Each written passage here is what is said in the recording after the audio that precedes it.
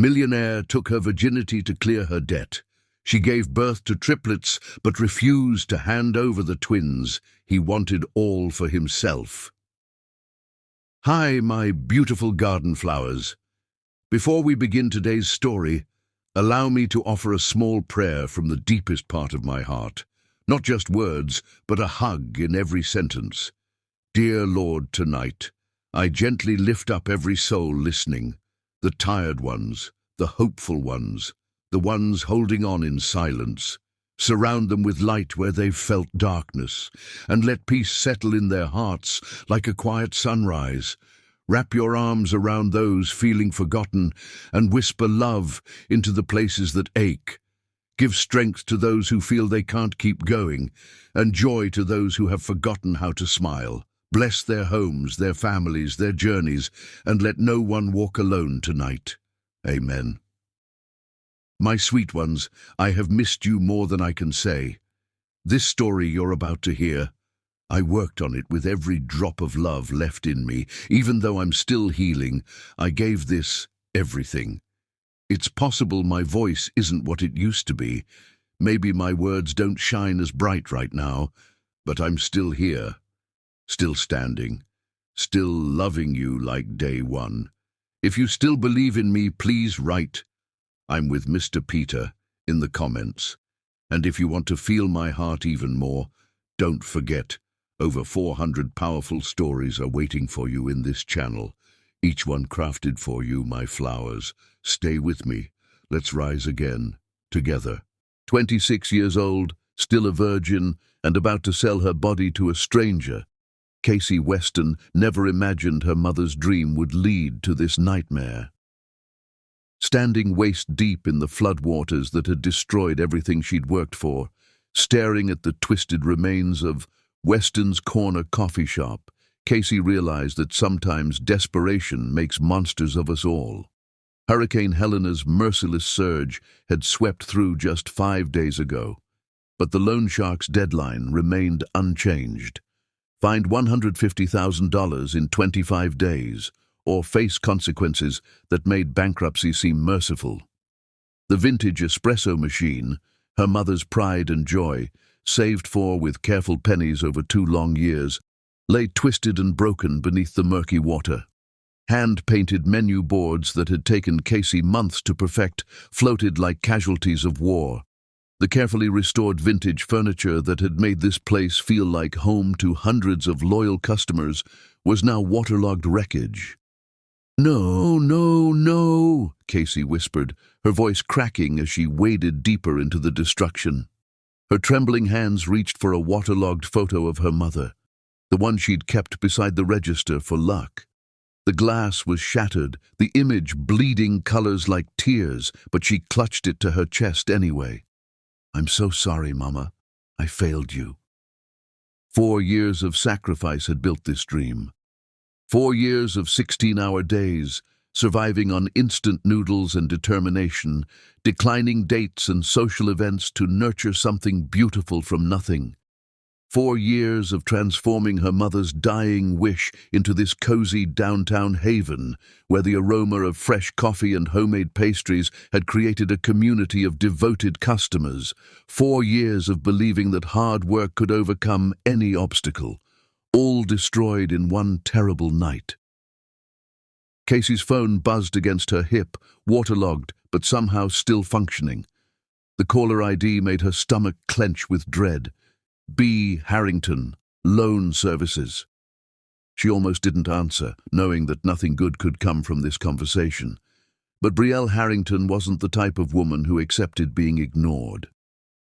"Hello, Brielle," Casey managed, her voice barely steady. "Casey, darling," came the sickeningly sweet voice that had haunted Casey's nightmares for months. "I just saw the news about the hurricane. Such a terrible tragedy. I do hope you're planning to honor our agreement despite this unfortunate setback." Casey's blood ran cold. Even now, standing in the ruins of her life, Brielle showed no mercy, no understanding, no basic human decency. "Brielle, please, you can see what happened. I need more time." "Time?" Brielle's laugh was like broken glass. Sweetheart, you've had time. 30 days, remember? That storm doesn't change our contract. $150,000 or... The pause was filled with menace. Well, you remember what happens to girls who disappoint me. Casey did remember. She'd seen the photos Brielle had shown her, pictures of other women who'd failed to pay, their faces bruised and swollen, their lives destroyed in ways that went far beyond financial ruin. Brielle Harrington wasn't just a loan shark. She was a predator who enjoyed the hunt as much as the kill. "I'll find a way," Casey whispered, hating herself for the fear in her voice. "I'm sure you will, darling. You're such a resourceful girl, and so untouched. I'm sure that innocence of yours is worth something to someone." The cruel laughter that followed made Casey's skin crawl. 30 days, Casey. Not 31, not 30 and a half. 30. Or my associates will pay you a visit, and trust me, you won't enjoy their collection methods. The line went dead, leaving Casey alone with the sound of dripping water and her own ragged breathing. She wanted to scream, to rage against the unfairness of it all, but what was the point? The universe had already made its position clear. "Casey! Oh my God, Casey!" The voice belonged to Sage Barrett, Casey's best friend since college, who came splashing through the floodwater in designer rain boots that probably cost more than Casey made in a week. Sage worked for a high-end marketing firm and lived the kind of life Casey had always dreamed of. Successful, independent, fearless. "Sage, what are you doing here?" Casey asked, wiping her tears with a soggy sleeve. "I came as soon as I heard." Sage pulled Casey into a fierce hug, not caring about the dirty water or the smell of destruction. "I'm so sorry, honey. I know how much this place meant to you." "It's gone," Casey said simply, feeling hollow inside. "Everything's gone. And I owe Brielle $150,000 in 30 days or what?" Sage demanded, but Casey just shook her head. Some things were too terrifying to say out loud. They stood in silence for a moment, surrounded by the wreckage of Casey's dreams. Then Sage spoke, her voice careful and measured.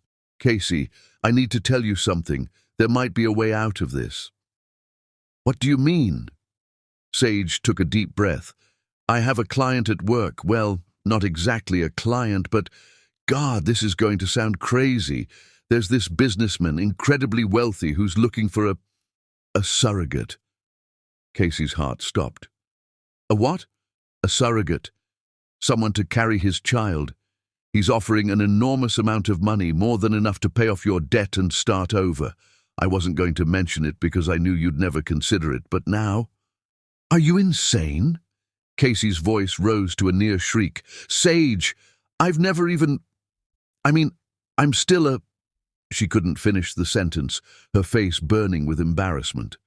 "I know," Sage said gently, "and I know how crazy this sounds. But Casey, you're out of options. The banks won't give you a loan. Your insurance won't cover the flood damage, and Brielle isn't going to wait. This could be your only chance." Casey stared at her friend in horror. "You're asking me to sell my body to a stranger?" "I'm asking you to save your life," Sage replied firmly. "This man isn't some creep, Casey. He's a legitimate businessman who wants an heir. Everything would be done through lawyers, with contracts and medical supervision. It would be completely professional." "Professional?" Casey laughed bitterly. "There's nothing professional about what you're describing." "Maybe not," Sage admitted.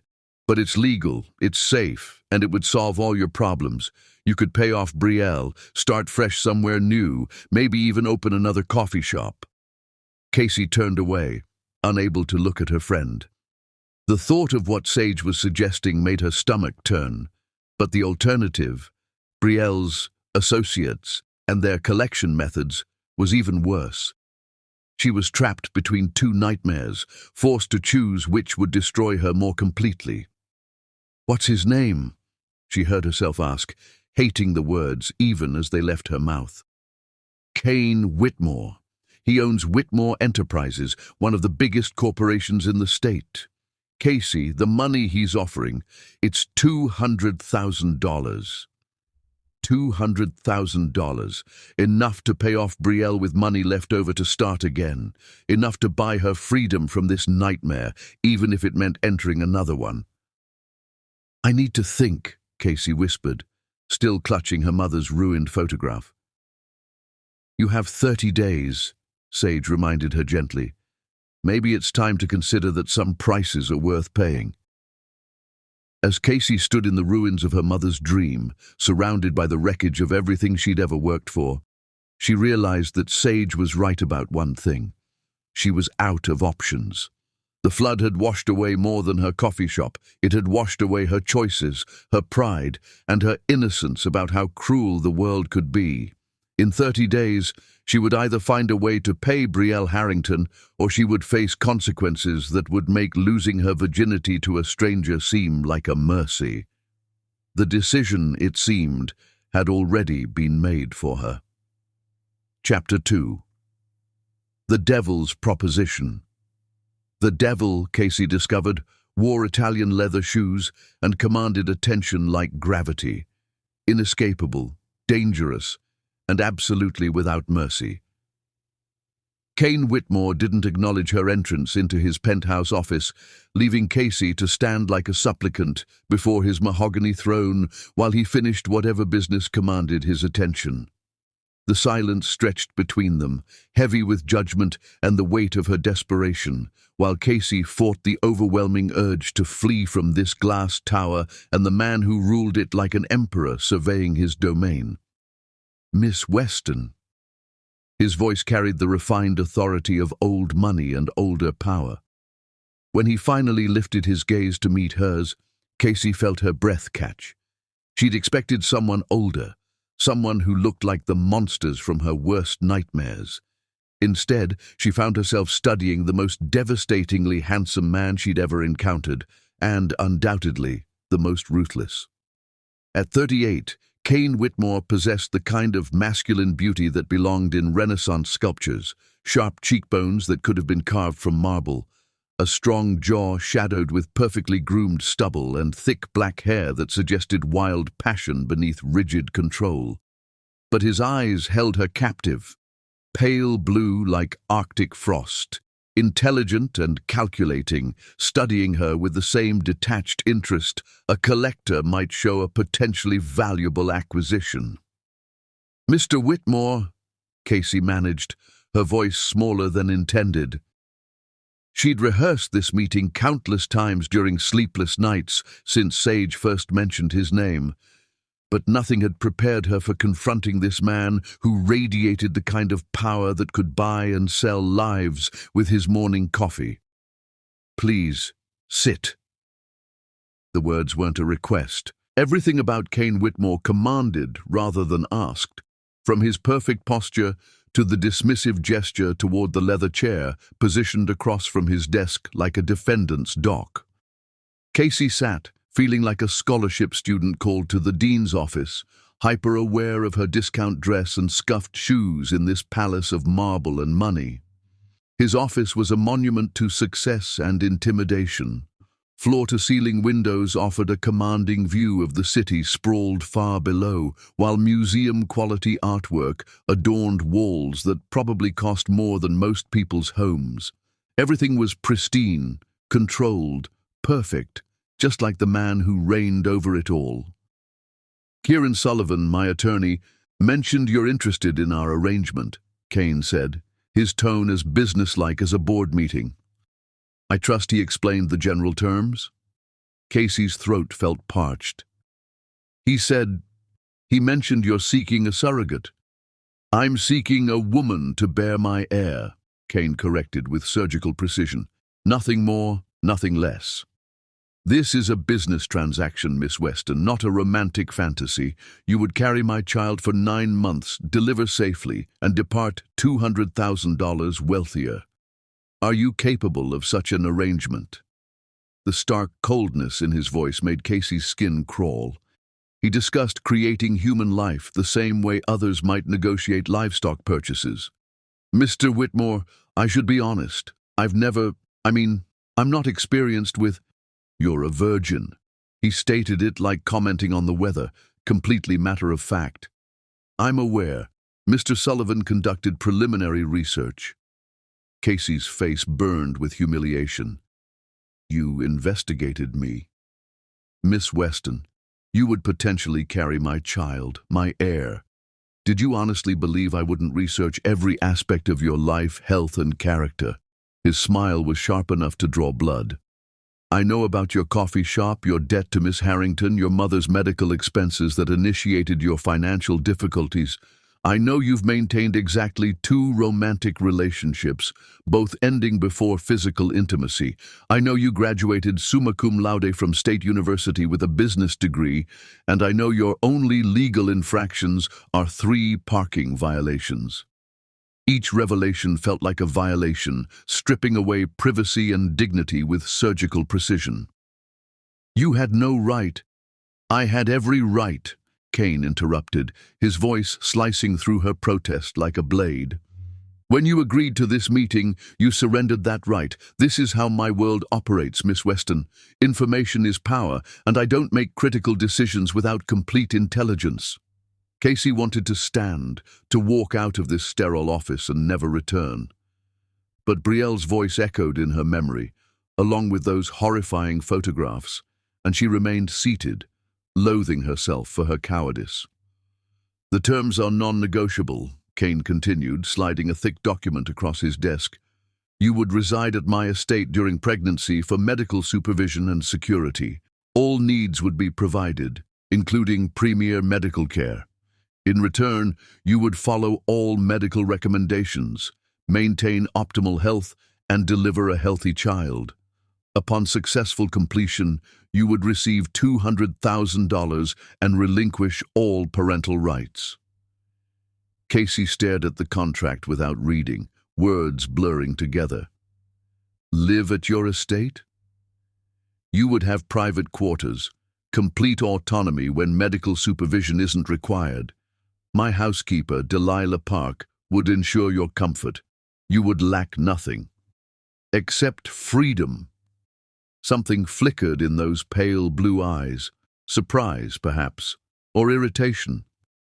"Freedom is a luxury you currently cannot afford, Miss Weston. Or have you forgotten why you're here?" The reminder struck like a physical blow. Casey closed her eyes, seeing again her coffee shop's ruins, feeling again the terror in Brielle's voice during that morning's call. 24 days remaining.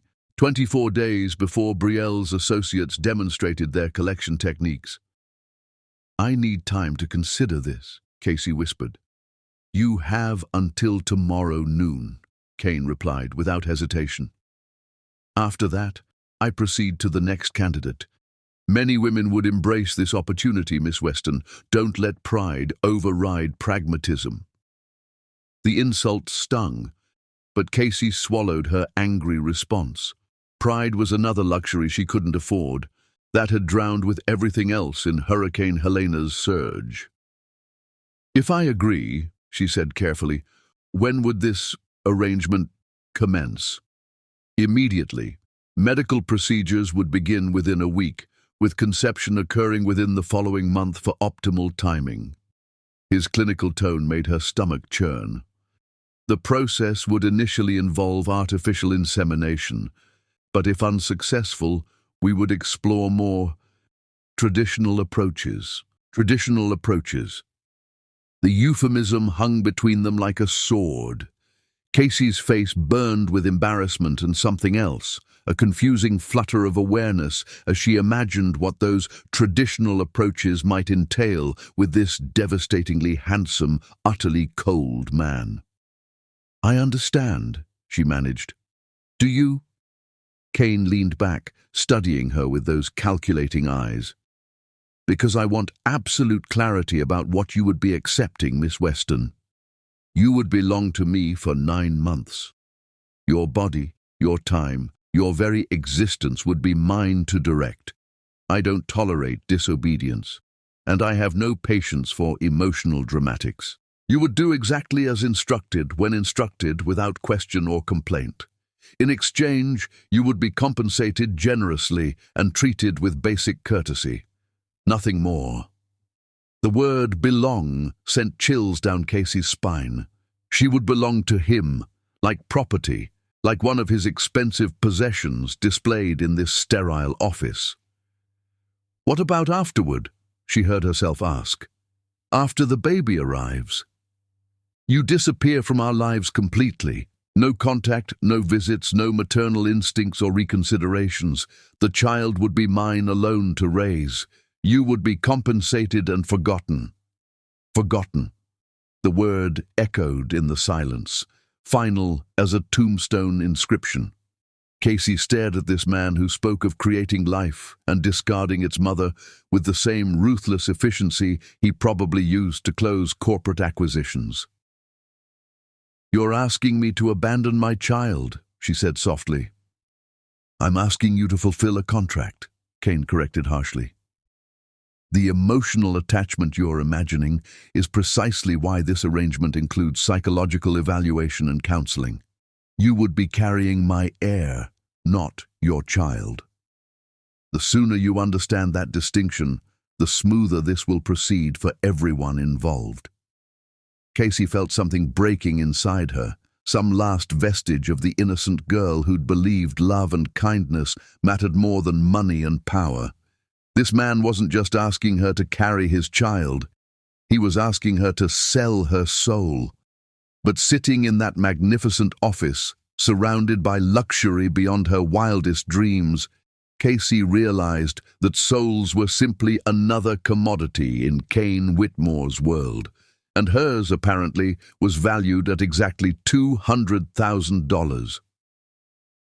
I'll provide my answer tomorrow, she said, standing on unsteady legs. Mr. Sullivan will escort you out, Kane replied, already returning attention to his papers, dismissing her as easily as any other business transaction. As Casey walked toward the door, she caught her reflection in the floor-to-ceiling windows, small, frightened, completely out of place in this world of power and privilege.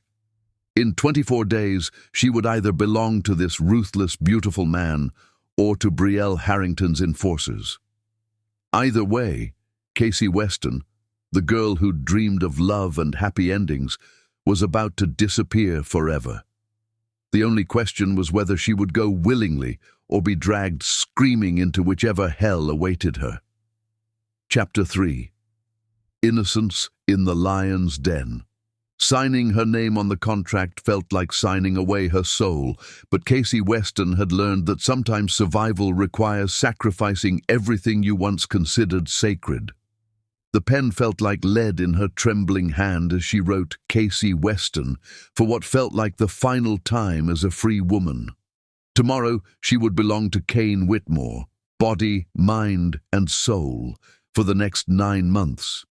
The bitter irony wasn't lost on her that she was trading one form of ownership for another, choosing the devil she barely knew over the one who'd already demonstrated the depths of human cruelty.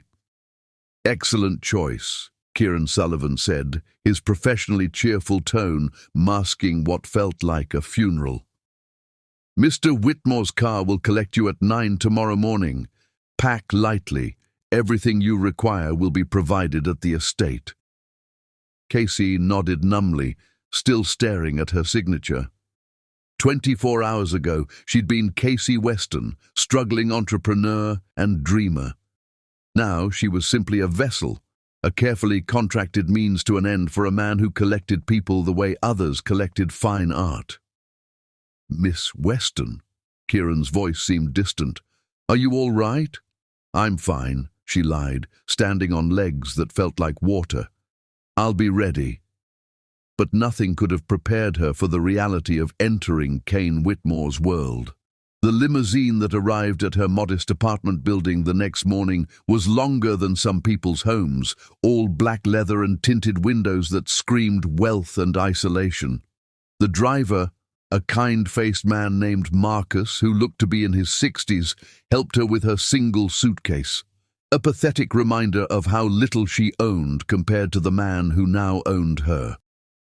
"First time to Whitmore Manor, miss?" Marcus asked as they glided through traffic with the supernatural silence that only unlimited money could buy. "Yes," Casey whispered, watching the city give way to rolling hills and perfectly manicured landscapes that grew more impressive with each passing mile. "Been working for the family for 15 years, Marcus said gently, seemingly sensing her anxiety. "Master Kane can seem intimidating at first, but he's fair. And Mrs. Park, that's the housekeeper, she's been preparing your rooms for weeks. Real excited to have another woman in the house." Another woman. The words reminded Casey that she would be living in Kane's private sanctuary, sharing his space, existing in his carefully controlled universe. The thought made her stomach clench with anxiety and something else she refused to acknowledge. When Whitmore Manor finally came into view, Casey's breath caught in her throat. This wasn't merely a house, it was a testament to 3 generations of accumulated power. The massive structure rose from perfectly maintained gardens, like something from a Gothic novel, pale stone and soaring windows, with turrets and gables that spoke of old money and older secrets. Fountains and sculptures dotted the landscape, each probably worth more than her destroyed coffee shop. "Welcome to Whitmore Manor," Marcus said with obvious pride. "Been in the family since 1892. Master Kane's great-grandfather built it for his bride. 3 generations of wealth and privilege, of people who commanded rather than asked, who owned rather than rented." Casey felt like an imposter approaching the marble steps, a fraud in her best dress from a discount store, about to enter a world where her entire life's savings wouldn't cover a single piece of furniture. The massive oak doors opened before she could knock, revealing a woman in her early 50s with kind hazel eyes and silver-streaked brown hair pulled back in an elegant chignon.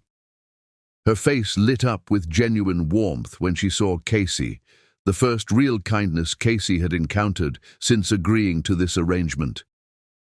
"You must be Casey. I'm Delilah Park, the head housekeeper. Welcome to your new home, dear." Home. The word felt foreign on Delilah's lips, but Casey forced a smile. "Thank you, Mrs. Park." "Oh, just Delilah, please, come in, come in. Let me show you around."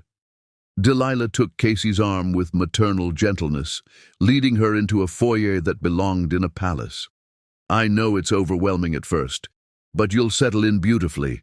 I can always tell when someone has good bones." The tour that followed was a journey through 3 centuries of accumulated treasures, room after room of museum-quality antiques, paintings by masters Casey had only seen in art history books, Persian carpets that probably predated her family's arrival in America. Everything was immaculate, precisely placed, and utterly without warmth, just like its owner. "The manor has 42 rooms," Delilah explained as they walked through a portrait gallery lined with stern-faced Whitmore ancestors. "Master Kane uses perhaps 10 of them regularly. It gets quite lonely, if you ask me. A house this size needs laughter, needs life." They passed through a music room with a concert grand piano that looked untouched, a library with leather-bound volumes reaching to a 20-foot ceiling, and a conservatory filled with exotic plants, but no signs of human enjoyment. "Here's your wing," Delilah said, opening French doors that revealed a suite of rooms more luxurious than any 5-star hotel Casey had ever imagined. "Master Kane specifically requested that you have complete privacy and comfort." The sitting room was decorated in soft lavender and cream, with a marble fireplace, plush seating, and floor-to-ceiling windows overlooking what appeared to be a private garden. Beyond it lay a bedroom with a 4-poster bed draped in silk that probably cost more than Casey's monthly rent, and a bathroom larger than her entire former apartment. "It's breathtaking," Casey said honestly, even as she felt like a bird in an extremely expensive cage. "I'm so glad you approve." Master Kane spent considerable time selecting everything personally.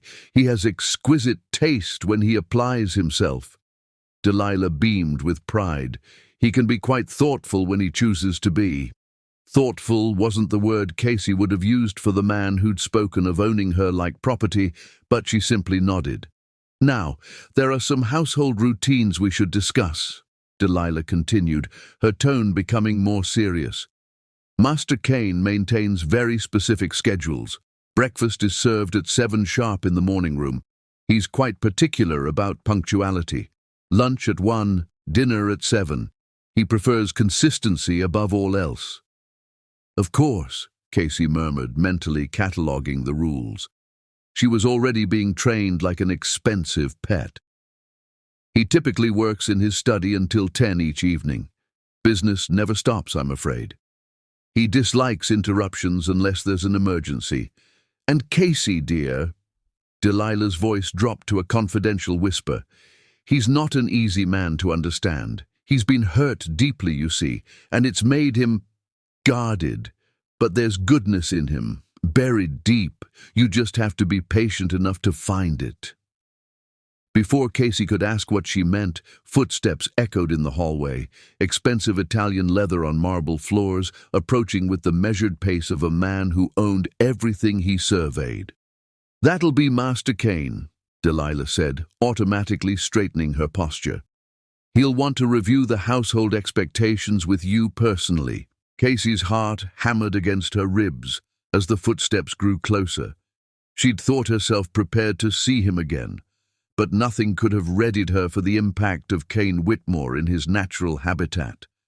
He appeared in the doorway like a king surveying his newest acquisition, impeccably dressed in a charcoal grey suit that emphasized his impressive height and broad shoulders.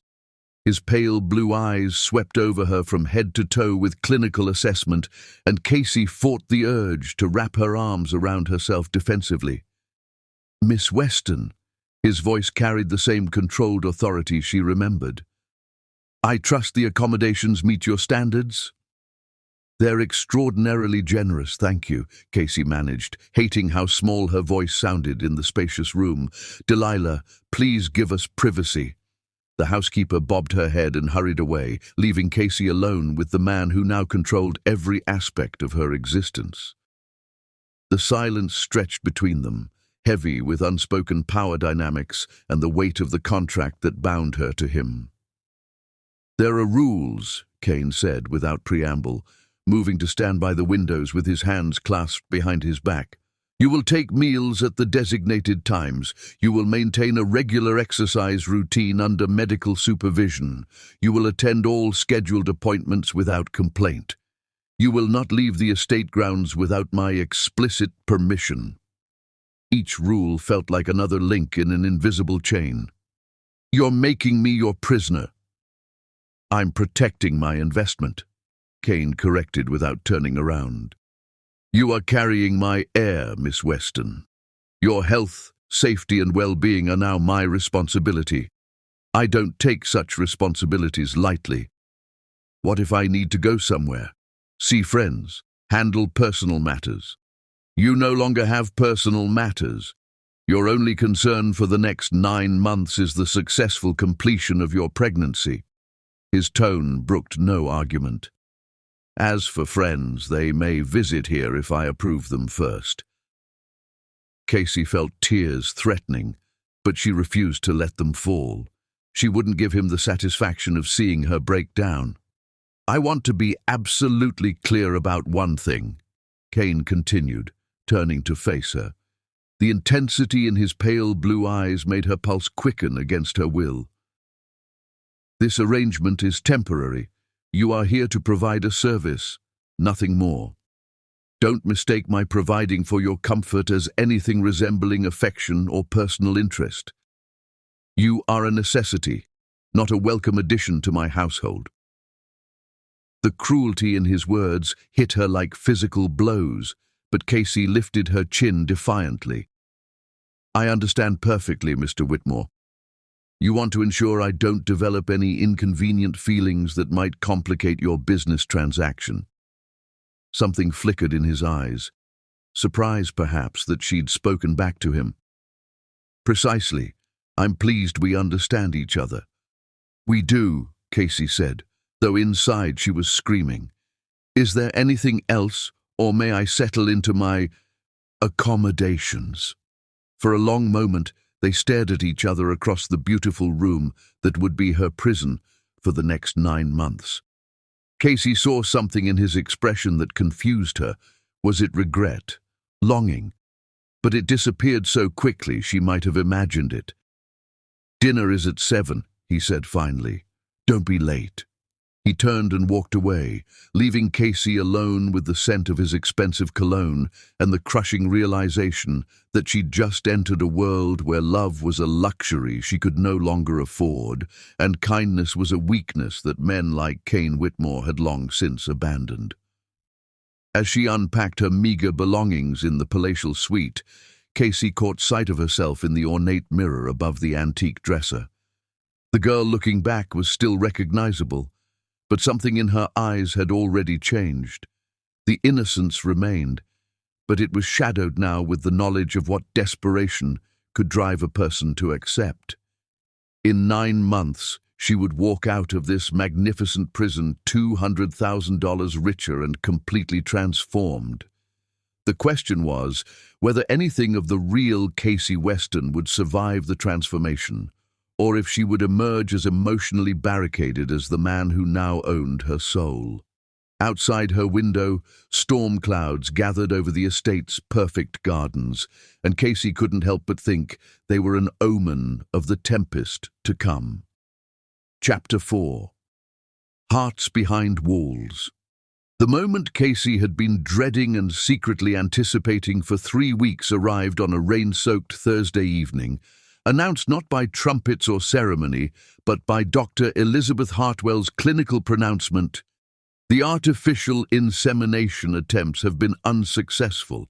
We'll need to proceed with natural conception." Casey's hands trembled as she clutched the silk robe Delilah had laid out for her, the expensive fabric feeling like armor that wouldn't protect her from what was about to happen. 3 weeks of medical procedures, of being treated like a prize mare being prepared for breeding, had led to this moment when she would finally have to face the most intimate act of her life with a man who looked at her like a business investment. "Miss Weston." Dr. Hartwell's voice seemed to come from very far away. "Are you ready?" Ready. As if anyone could be ready to lose their virginity to a stranger as part of a financial transaction. But Casey nodded, knowing that Brielle Harrington's deadline had passed 2 weeks ago, and only Kane's intervention had kept her safe from consequences that would have been far worse than this clinical seduction. The walk from the medical suite to Kane's private quarters felt like a funeral march. Each step on the marble floors echoed through the silent hallway, while Casey's heart hammered against her ribs so loudly she was certain the entire household could hear it. Delilah had tried to reassure her with warm smiles and motherly pats, but nothing could ease the terror and confusion swirling in Casey's mind. What kind of man makes love to a woman he's paid for? What kind of woman agrees to it? She paused outside his door, raising her hand to knock when his voice came through the heavy wood. "Come in, Casey." He'd been waiting for her. Somehow, that made it both better and infinitely worse. Kane's bedroom was a study in masculine luxury. Dark woods, rich fabrics, and a massive 4-poster bed that dominated the space like an altar of temptation. He stood by the fireplace, still wearing his shirt and trousers, but his tie was gone and the top buttons of his shirt were undone, revealing a tantalizing glimpse of the chest she would soon know intimately. "You look terrified," he observed, his voice softer than she'd ever heard it. "I am terrified," Casey admitted, seeing no point in pretending otherwise. This isn't exactly how you imagined your first time would be." Kane moved closer, and Casey caught the scent of his cologne, mixed with something darker, more masculine. "What did you imagine?" The question caught her off guard. For 3 weeks, he'd treated her with cold politeness, discussing her condition and needs with the same detachment he might show a favored pet. This was the first time he'd asked her anything personal. "Love," she whispered, hating how naive it sounded. "I imagined love." Something flickered across his features, pain, perhaps, or regret. But it was gone so quickly she might have imagined it. "Love is a luxury neither of us can afford tonight," he said, moving to pour himself a glass of whiskey from the crystal decanter on his dresser. "But that doesn't mean this has to be unpleasant for you." Casey watched him drink, noting the slight tremor in his hands that suggested he wasn't as unaffected as he pretended. "Are you nervous too?" The question seemed to startle him. "I don't get nervous, Miss Weston." "Casey," she corrected softly.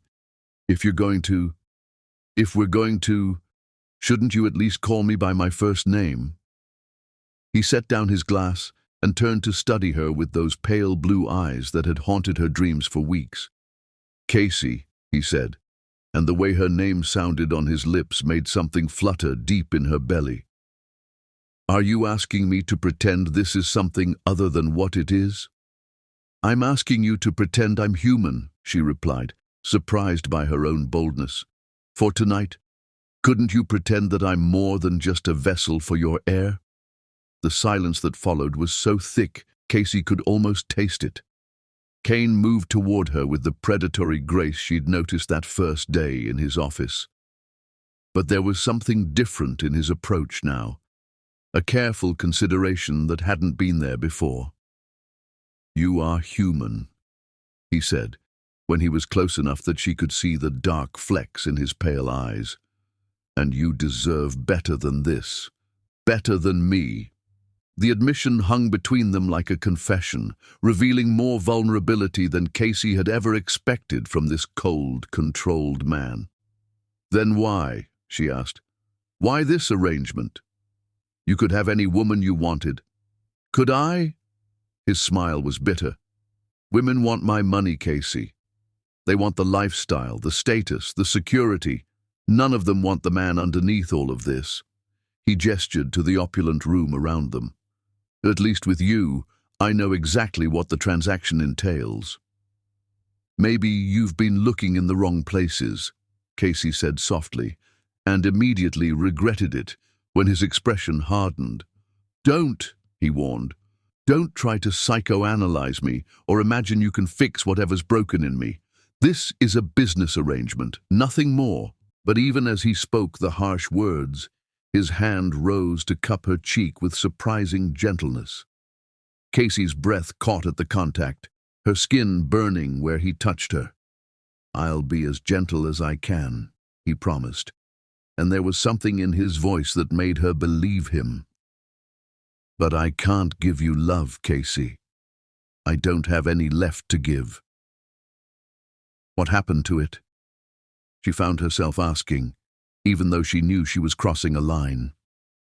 For a moment, she thought he wouldn't answer.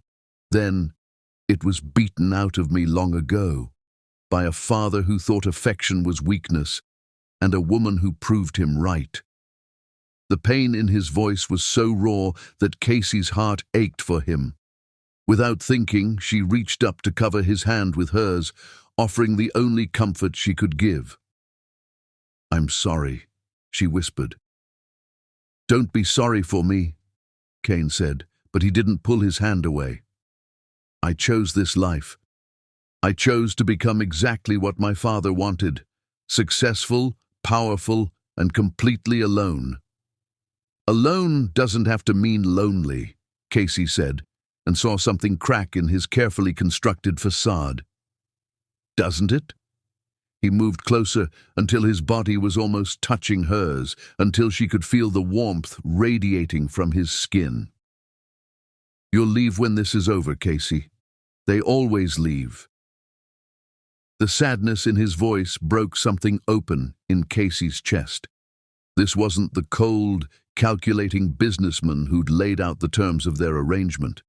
This was a man who'd been hurt so deeply that he'd built walls around his heart and convinced himself they were necessary for survival. "Maybe," she said softly, "but I'm here now." The words seemed to affect him more than she'd expected. His thumb traced along her cheekbone with reverent gentleness, and when he looked at her, Casey saw something in his eyes that made her breath catch. Hunger, yes, but also a longing so deep it made her chest tight with unexpected emotion. "Casey," he murmured, her name a prayer on his lips. "Are you certain about this? Because once we cross this line, there's no going back." She thought of all the reasons she should say no, the contract that bound them, the cold way he'd treated her, the fact that this would be her first time with a man who'd paid for the privilege.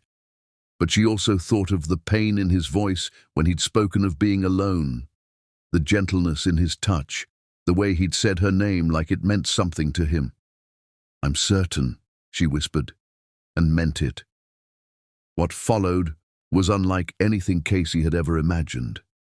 Cain undressed her with a reverence that bordered on worship, his hands trembling slightly as he revealed skin that had never been touched by another. When she was finally bare before him, he looked at her like she was something precious and fragile, something to be treasured rather than simply used.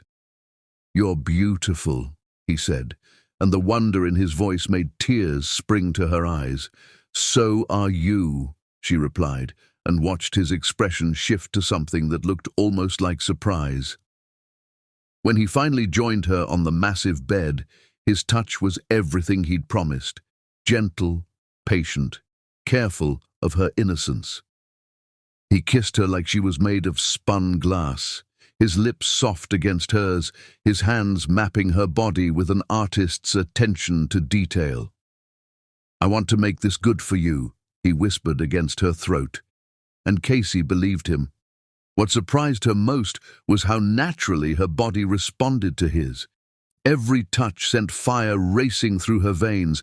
Every kiss made her arch against him with growing need. When the moment finally came for them to become one, he was so careful, so tender, that the pain was overshadowed by the overwhelming sensation of completion. "Casey," he breathed her name as he moved within her, and for a moment, just one perfect moment, she could almost believe this was about more than business. She could almost believe he cared for her, that this meant something to him beyond the clinical necessity of conception. In the aftermath, as they lay tangled together in the silk sheets, Casey found herself studying the man beside her. In sleep, Cain's face lost its harsh edges, revealing the vulnerability he worked so hard to hide. His arm was still around her waist, holding her close even in unconsciousness, as if he was afraid she might disappear. For the first time since arriving at the estate, Casey felt something other than fear or resentment. She felt something that terrified her more than Cain's coldness or Brielle's threats ever had. She felt hope. And hope, Casey was beginning to realize, was the most dangerous emotion of all when it came to a man like Cain Whitmore, a man who'd convinced himself that love was a luxury he couldn't afford, even as his actions suggested he craved it more than anything money could buy. Chapter 5. 3 miracles, 1 broken heart. At 34 weeks pregnant, Casey Weston thought she had 6 more weeks to prepare for motherhood. She was wrong by exactly 3 hours and 17 minutes. The first contraction hit like lightning at 2:43 in the morning, ripping her from dreams of faceless children calling her name to a reality where her body was no longer under her control. Casey had spent 7 months carefully monitored, pampered, and protected like the precious cargo she carried, but nothing had prepared her for this, the terrifying reality that her body was about to bring 3 lives into the world, whether anyone was ready or not. "Cain!" she gasped, her voice echoing through the private wing as another wave of pain crashed over her. For 7 months, he'd maintained careful distance, checking on her health with clinical detachment, while fighting the growing warmth in his eyes that Casey had learned to treasure like stolen glimpses of sunlight. The door to her bedroom burst open before she could call again, revealing Kane in nothing but sleep pants, his hair disheveled and his face pale with alarm that seemed to surprise them both. For 7 months, he'd been the controlled businessman, but now he looked like any expectant father facing his worst fears. "How long have you been in labor?" he demanded, already reaching for his phone to call Dr. Hartwell. "Just started," Casey panted, gripping the silk sheets as another contraction rolled through her. "Kane, it's too early. Dr. Hartwell said babies born at 34 weeks need intensive care." "Triplets often come early," he said, but she could hear the worry beneath his controlled tone. "Dr. Hartwell warned us this might happen. The baby's lungs should be developed enough." The next hours blurred together in a haze of pain, medical equipment, and voices speaking in urgent tones about preterm labor and emergency procedures. But through it all, Kane remained at her side, his hand clasping hers with a desperation that spoke of feelings he'd never acknowledged aloud. "You're doing beautifully," he whispered during a brief respite between contractions, his thumb stroking over her knuckles. "Our children are going to be fighters, just like their mother. Our children." The words slipped out so naturally that Casey almost didn't catch them, but when she did, her heart clenched with dangerous hope.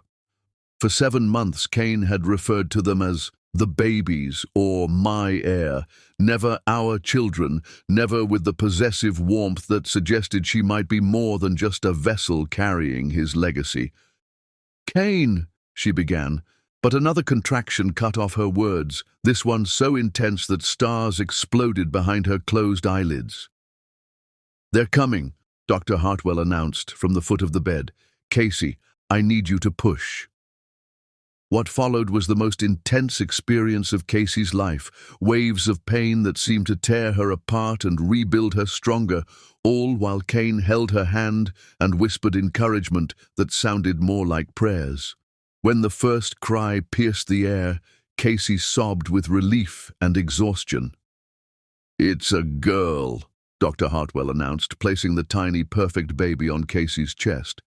4 pounds, 2 ounces, but breathing well. Casey stared down at the miracle in her arms, barely the size of a doll, but with such determined lungs and dark hair like her father's.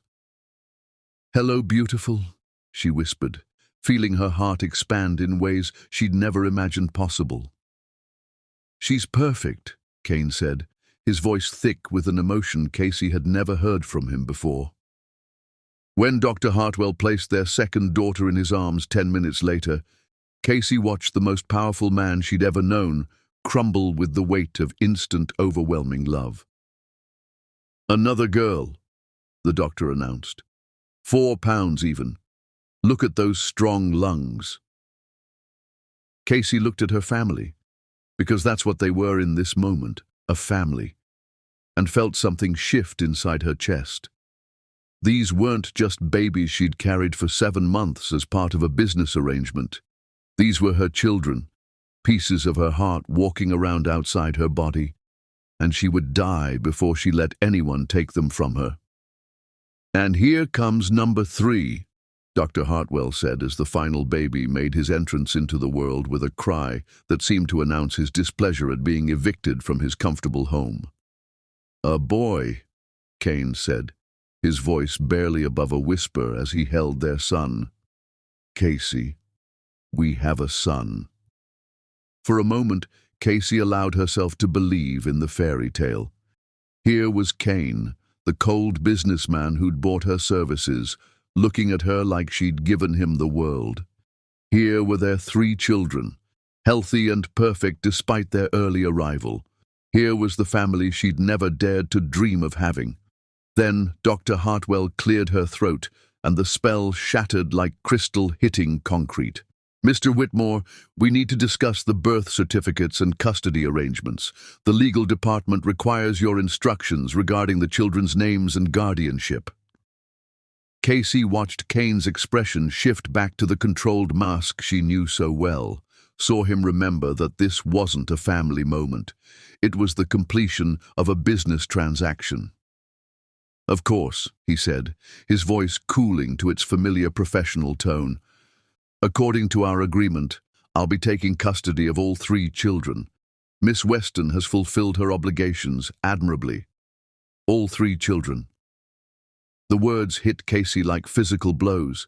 She'd known this moment would come, had signed papers agreeing to it, but holding her babies made the reality impossible to bear. All 3, she heard herself say, her voice barely a whisper. Kane's jaw tightened. The contract specified the birth of my heir. These are my children, Casey. I want all of them. Casey looked down at the 2 precious girls in her arms, then at the boy Kane held with such careful tenderness. 7 months of pregnancy, hours of labor, and a lifetime of love condensed into 3 tiny humans, and he expected her to hand them over like property.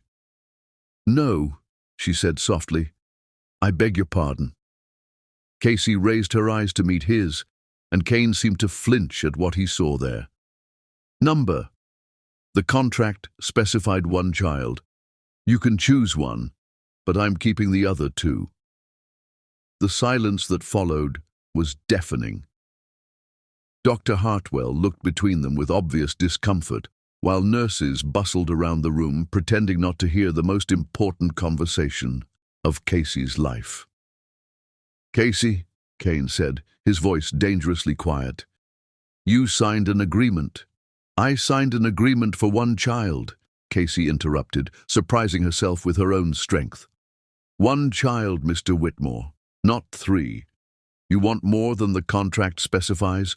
Then we renegotiate. There's nothing to negotiate. These are my children. They're our children, Casey fired back, holding her daughters closer. I carried them for 7 months. I felt them move, heard their heartbeats, sang to them every night. I went through 17 hours of labor to bring them into this world. I gave birth to them. They know my voice, my heartbeat, my love. You can't just take them all because you have money, and I don't. Kane stood abruptly, their son still in his arms, and Casey saw something that looked like panic flash through his eyes. You're being emotional. The hormones from childbirth are affecting your judgment. My judgment is perfectly clear, Casey said, her voice growing stronger with each word. I love these children, all 3 of them. And love isn't something you can buy or sell or put in a contract. You want 1 child? Fine. But I'm keeping 2, and no amount of money or legal threats will change my mind. Casey, please, Kane said, and for a moment his careful control slipped, revealing a desperation that shocked her. I need them, all of them. They're my future, my legacy. They're children, not property, Casey replied firmly, and I'm their mother, not an incubator you rented for 7 months. The words hung between them like a battle line drawn in sand. Casey saw the exact moment when Kane realized she wasn't going to back down, when the businessman who was used to getting everything he wanted faced the one thing money couldn't buy, a mother's love for her children. What would you name them? He asked suddenly, his voice barely above a whisper. The question caught Casey off guard. What? If you keep 2 of them, what would you name them? Casey looked down at her daughters, then at their brother in Kane's arms. Hope, she said softly, touching the cheek of the girl on her left. Faith, she whispered to the one on her right. And Gabriel, she added, looking at their son.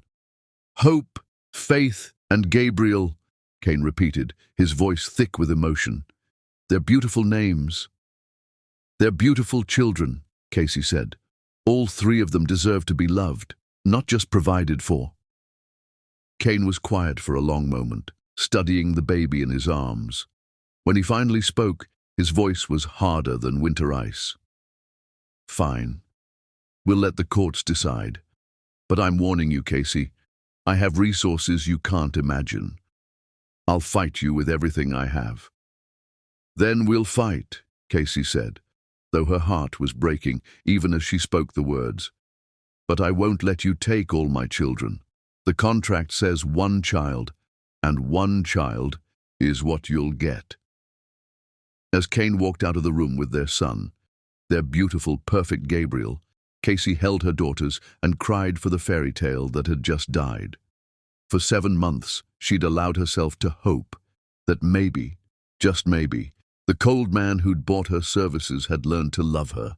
But watching him walk away with one of her children to prepare for legal battle proved that Cain Whitmore would always choose his wants over her heart.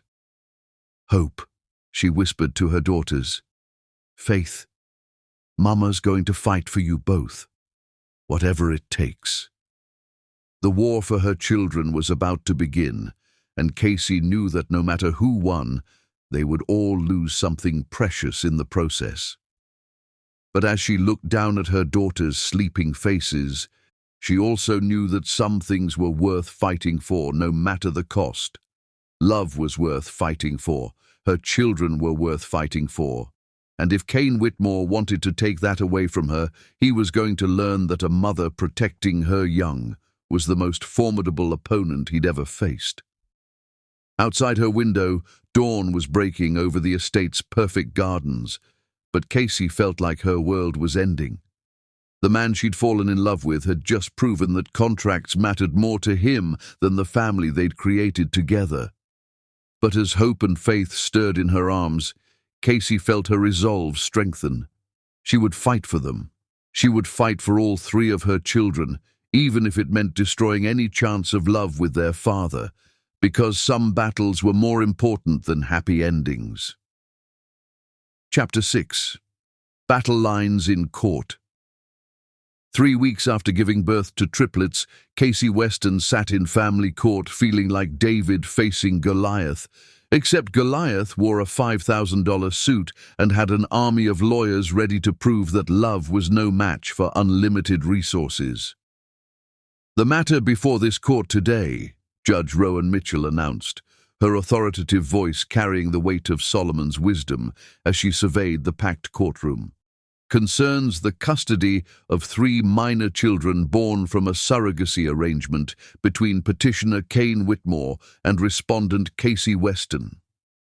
Casey's hands trembled as she clutched the photos of Hope, Faith, and Gabriel, 3 weeks old now, and every day without them felt like dying slowly. Across the aisle, Cain commanded an army of attorneys in Italian suits, their leather briefcases undoubtedly filled with contracts and precedents designed to reduce her children to legal commodities. Her court-appointed attorney, Janet Rodriguez, looked painfully young beside the silver-haired legal powerhouse that was Marcus Sterling. But when Janet stood to address the court, her voice carried a passion that money couldn't purchase. This case represents a fundamental question about parental rights versus contractual obligations, Janet began. My client carried these children for 7 months, gave birth to them, and has clearly established maternal bonds. The contract specified 1 child. She's willing to honor that agreement while exercising her parental rights to the remaining 2 children. Marcus Sterling rose with theatrical precision, his presence commanding immediate attention. With respect, this is a straightforward contract enforcement matter. Miss Weston entered into a binding legal agreement with full knowledge of the terms. The unexpected birth of triplets doesn't void the fundamental premise. All children born from this arrangement belong to my client, who has both the means and the legal right to raise them. Judge Mitchell's expression remained neutral as she reviewed the case files. Mr. Sterling, please present your client's position. Sterling opened his briefcase with courtroom flair. Mr. Cain Whitmore is 38 years old, with a net worth exceeding $2 billion. He is the CEO of Whitmore Enterprises, a Fortune 500 company employing over 50,000 people. He sought this surrogacy arrangement because he recognizes the importance of securing his legacy and providing his heirs with every possible advantage. Casey forced herself to watch as Sterling painted Kane as the ideal father, wealthy, stable, capable of providing opportunities beyond most people's wildest dreams. She searched Kane's face during this character presentation, looking for any sign that this legal strategy caused him pain. "Miss Weston," Sterling continued, his tone becoming subtly dismissive, "is 26 years old, currently unemployed, and recently declared bankruptcy following the failure of her small business. She entered this arrangement purely for financial compensation, with complete understanding that she would relinquish all parental rights upon birth." "Objection," Janet called out sharply. "Counsel is presenting argument rather than evidence." "Sustained," Judge Mitchell ruled. "Mr. Sterling, please present facts rather than characterizations." But the damage was intentional. Casey felt the weight of every gaze in the courtroom, saw the judgment in faces of court reporters and spectators who'd come to witness this public dissection of her most private anguish. "I call Mr. Whitmore to the stand," Sterling announced. Casey's heart clenched as Kane walked to the witness box. Even in this setting, he commanded attention. Tall, imposing, devastatingly handsome in his charcoal suit.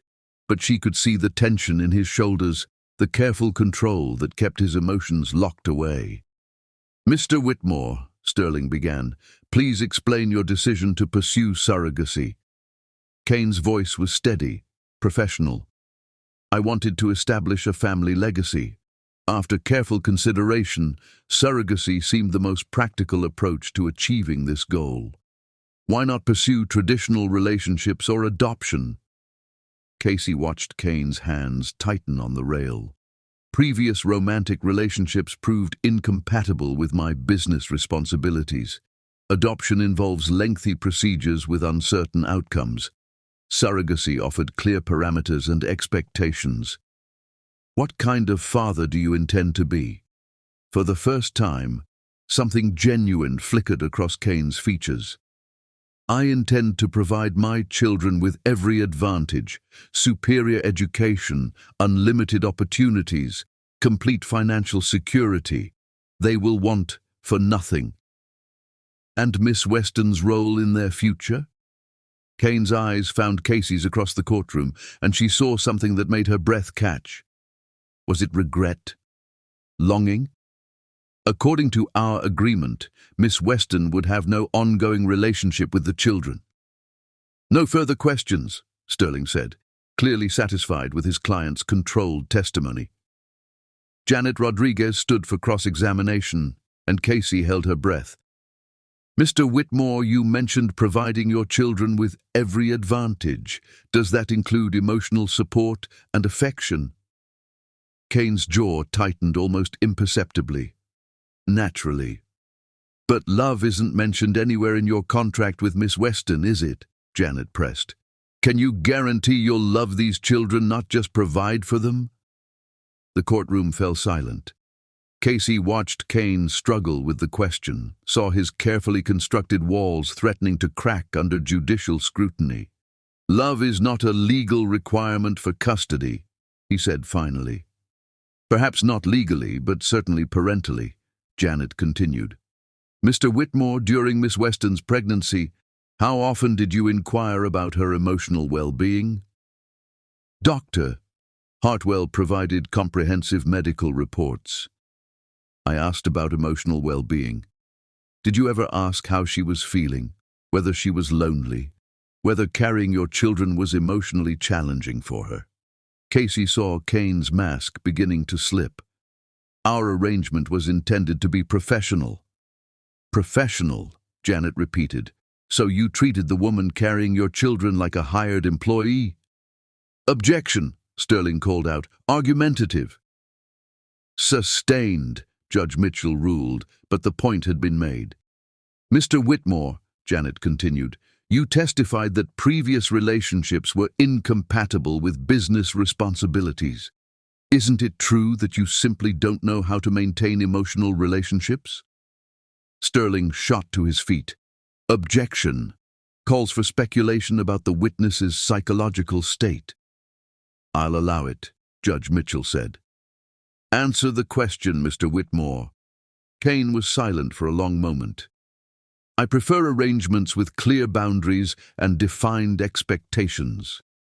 Because emotional attachments are messy and unpredictable.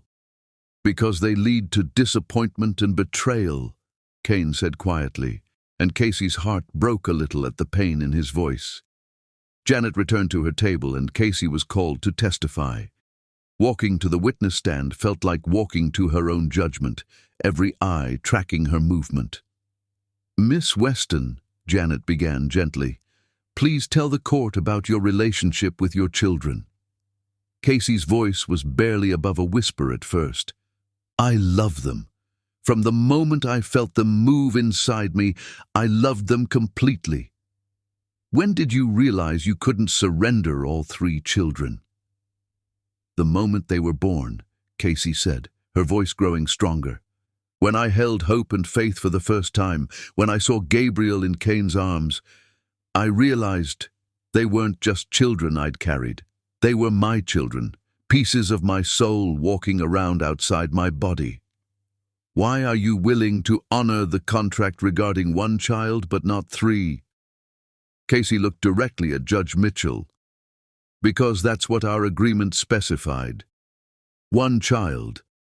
I may not have Mr. Whitmore's resources, but I honor my commitments. However, I won't be compelled to surrender more than I agreed to simply because circumstances changed. How do you plan to support 2 children? I'll work multiple jobs if necessary, Casey said fiercely. I'll provide them with love, attention, and emotional security. Children need more than trust funds. They need parents who are emotionally present. Sterling's cross-examination was surgical, designed to expose Casey as an opportunistic woman attempting to renegotiate after accepting payment. Miss Weston, Sterling said condescendingly, isn't it true that you're fighting for these children because you realize they could be leveraged for additional financial support from my client? No, Casey said firmly. I'm fighting for them because I'm their mother, and a mother protects her children, even from their biological father. Casey looked across the courtroom at Kane, seeing him not as the cold businessman who'd purchased her services, but as the man who'd held her hand during labor, who'd looked at their children with such overwhelming love. Kane could be an excellent father, she said softly, but being a parent requires more than financial provision. It means being emotionally available, prioritizing your children's needs over your own desires. Objection, Sterling called out, but Casey had said what needed to be said. Judge Mitchell called for a 30-minute recess.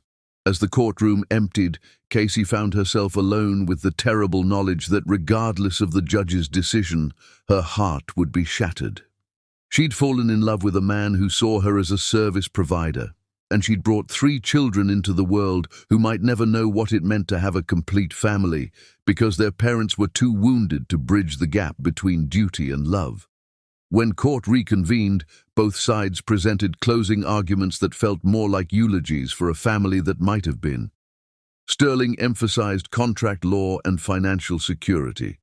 Janet spoke passionately about maternal rights and emotional bonds. Finally, Judge Mitchell was ready to speak. This case has challenged my understanding of family law and human nature, she began. Both parties have presented compelling arguments. Mr. Whitmore offers financial security and stability. Miss Weston offers maternal love and emotional commitment. Casey gripped her chair until her knuckles went white. However, Judge Mitchell continued, the welfare of 3 newborn children must supersede all other considerations. These babies need stability, love, and the opportunity to bond with both biological parents. The judge paused, and in that silence, Casey heard her future being decided. Therefore, I am ordering an unprecedented arrangement. And Casey knew that whatever came next would change all their lives forever. Controlled testimony. Janet Rodriguez stood for cross-examination and Casey held her breath. Mr. Whitmore, when you say previous relationships proved unsuitable, what exactly do you mean? Kane's jaw tightened. I prefer not to discuss my personal history. But this case is about your fitness as a parent, isn't it? Your ability to provide emotional support, not just financial. I can provide everything my children need, including love, Janet pressed. Because love isn't mentioned anywhere in your contract with Miss Weston. The courtroom fell silent. Casey watched Kane struggle with the question, saw the careful walls he'd built around his heart threatening to crack under judicial scrutiny. Love is not a legal requirement for custody, he said finally. But it should be a parental requirement, shouldn't it? Janet continued. Mr. Whitmore, during Miss Weston's pregnancy, how often did you check on her emotional well-being? Dr. Hartwell provided regular reports on her health. I asked about emotional well-being. Did you ever ask how she was feeling? Whether she was lonely? Whether carrying your children was emotionally difficult for her? Casey saw Kane's mask beginning to slip. The arrangement was meant to be professional. Professional, Janet repeated. So you treated the woman carrying your children like an employee. Objection, Sterling called. Argumentative. Sustained, Judge Mitchell ruled, but the damage was done. Janet Rodriguez returned to her table and Casey was called to testify. Walking to the witness stand felt like walking to her own execution, every eye in the courtroom tracking her movement. Miss Weston, Janet began gently, please tell the court about your relationship with your children. Casey's voice was barely above a whisper at first. I love them. From the moment I felt them move inside me, I loved them completely. When did you first realize you wouldn't be able to give up all 3 children? The moment they were born, Casey said, her voice growing stronger. When I held hope and faith for the first time, when I saw Gabriel in Kane's arms, I realized they weren't just the children I'd carried for 9 months. They were my children, pieces of my heart walking around outside my body. Why are you willing to honor the contract for 1 child but not 3? Casey took a deep breath, looking directly at Judge Mitchell. Because that's what the contract says. 1 child. I may be poor, Your Honor, but I keep my word. I'll honor our agreement, as painful as it will be. But I won't be forced to give up more than I agreed to just because Mr. Whitmore has decided he wants a bigger family. And if you're awarded custody of 2 children, how do you plan to support them? I'll work 3 jobs if I have to, Casey said fiercely. I'll give them all the love they deserve, even if I can't give them trust funds and private schools. Children need love more than money. Sterling's cross-examination was brutal, designed to paint Casey as an opportunistic woman trying to renegotiate a deal after taking Kane's money. But Casey held her ground, her love for her children giving her strength she didn't know she possessed. Miss Weston, Sterling said, his tone condescending, isn't it true that you're only fighting for these children now because you realize you could use them to extract more money from my client? No, Casey said firmly. I'm fighting for them because I'm their mother, and a mother protects her children, even from their own father. Casey looked across the courtroom at Kane, seeing him not as the cold businessman who'd bought her services, but as the man who'd held her hand during labor, who'd looked at their son with such overwhelming love. Kane could be a wonderful father, she said softly, but being a father means more than providing money. It means being present, being emotionally available, being willing to put your children's needs before your own desires. The courtroom erupted with the sound of Sterling's objection. But Casey had said what she needed to say. Judge Mitchell called for a recess, and as the courtroom emptied, Casey found herself alone with her thoughts and the terrible knowledge that no matter what the judge decided, her heart would be broken. She'd fallen in love with a man who saw her as a service provider, and she'd brought 3 children into the world who would never know a whole family because their parents were too wounded to bridge the gap between duty and love. The battle for her children was just beginning, but Casey already knew that the real casualty would be any chance she and Kane might have had at becoming the family their children deserved. Chapter 7. 7 Days to Choose Love. In 30 years on this bench, I have witnessed many custody disputes, but never one where the solution is so clearly within reach if both parties can set aside pride and remember what truly matters. Judge Rowan Mitchell's words fell like stones into the silent courtroom, where 2 wounded hearts waited to learn the fate of 3 innocent children. Casey gripped her chair until her knuckles turned white, her entire future balanced on the next words from this wise woman who held Solomon's burden. Across the aisle, Kane sat rigid as marble, but Casey could see the tension radiating from every line of his body. Both parties present compelling cases, Judge Mitchell continued. Mr. Whitmore offers substantial financial resources and stability. Miss Weston demonstrates fierce maternal love and emotional commitment. However, the welfare of 3 6-week-old infants supersedes all other considerations. The judge paused, studying both parties. The contract specifies 1 child, making Miss Weston's legal position sound. However, separating siblings this young could cause psychological harm. More importantly, these children deserve the opportunity to know both biological parents. Casey's heart hammered as she waited for the decision that would shape all their lives. Therefore, I am ordering a supervised cohabitation period. Both parties will return to Mr. Whitmore's estate with all 3 children for 14 days. During this time, you will function as a family unit while social services monitors the children's welfare and both parents' capabilities. The courtroom erupted in surprised murmurs. Casey felt dizzy trying to process what she'd just heard. This gives both parents equal time with all 3 children, while allowing the court to observe actual parenting abilities rather than theoretical arguments, Judge Mitchell explained. At the end of 14 days, if you cannot reach private agreement, I will make a final custody determination based on the children's best interests, as demonstrated during this period. Marcus Sterling rose immediately. Your Honor, this is highly irregular. Mr. Sterling, Judge Mitchell interrupted firmly, these children have been separated from their mother for 6 weeks. They need stability and the chance to bond with both parents. 14 days will provide that opportunity while protecting everyone's interests. Casey found her voice. What if we can't agree? Judge Mitchell's expression was compassionate, but firm. Then I decide based on what I observed during those 14 days and what serves Hope, Faith, and Gabriel's best interests. But I strongly encourage you both to remember that these babies didn't choose to be born into a legal battle. As the gavel fell, Casey felt hope and terror warring in her chest. 14 days with Kane and their children, 14 days to prove she could be the mother they deserved while living with the man who'd broken her heart by choosing contracts over love.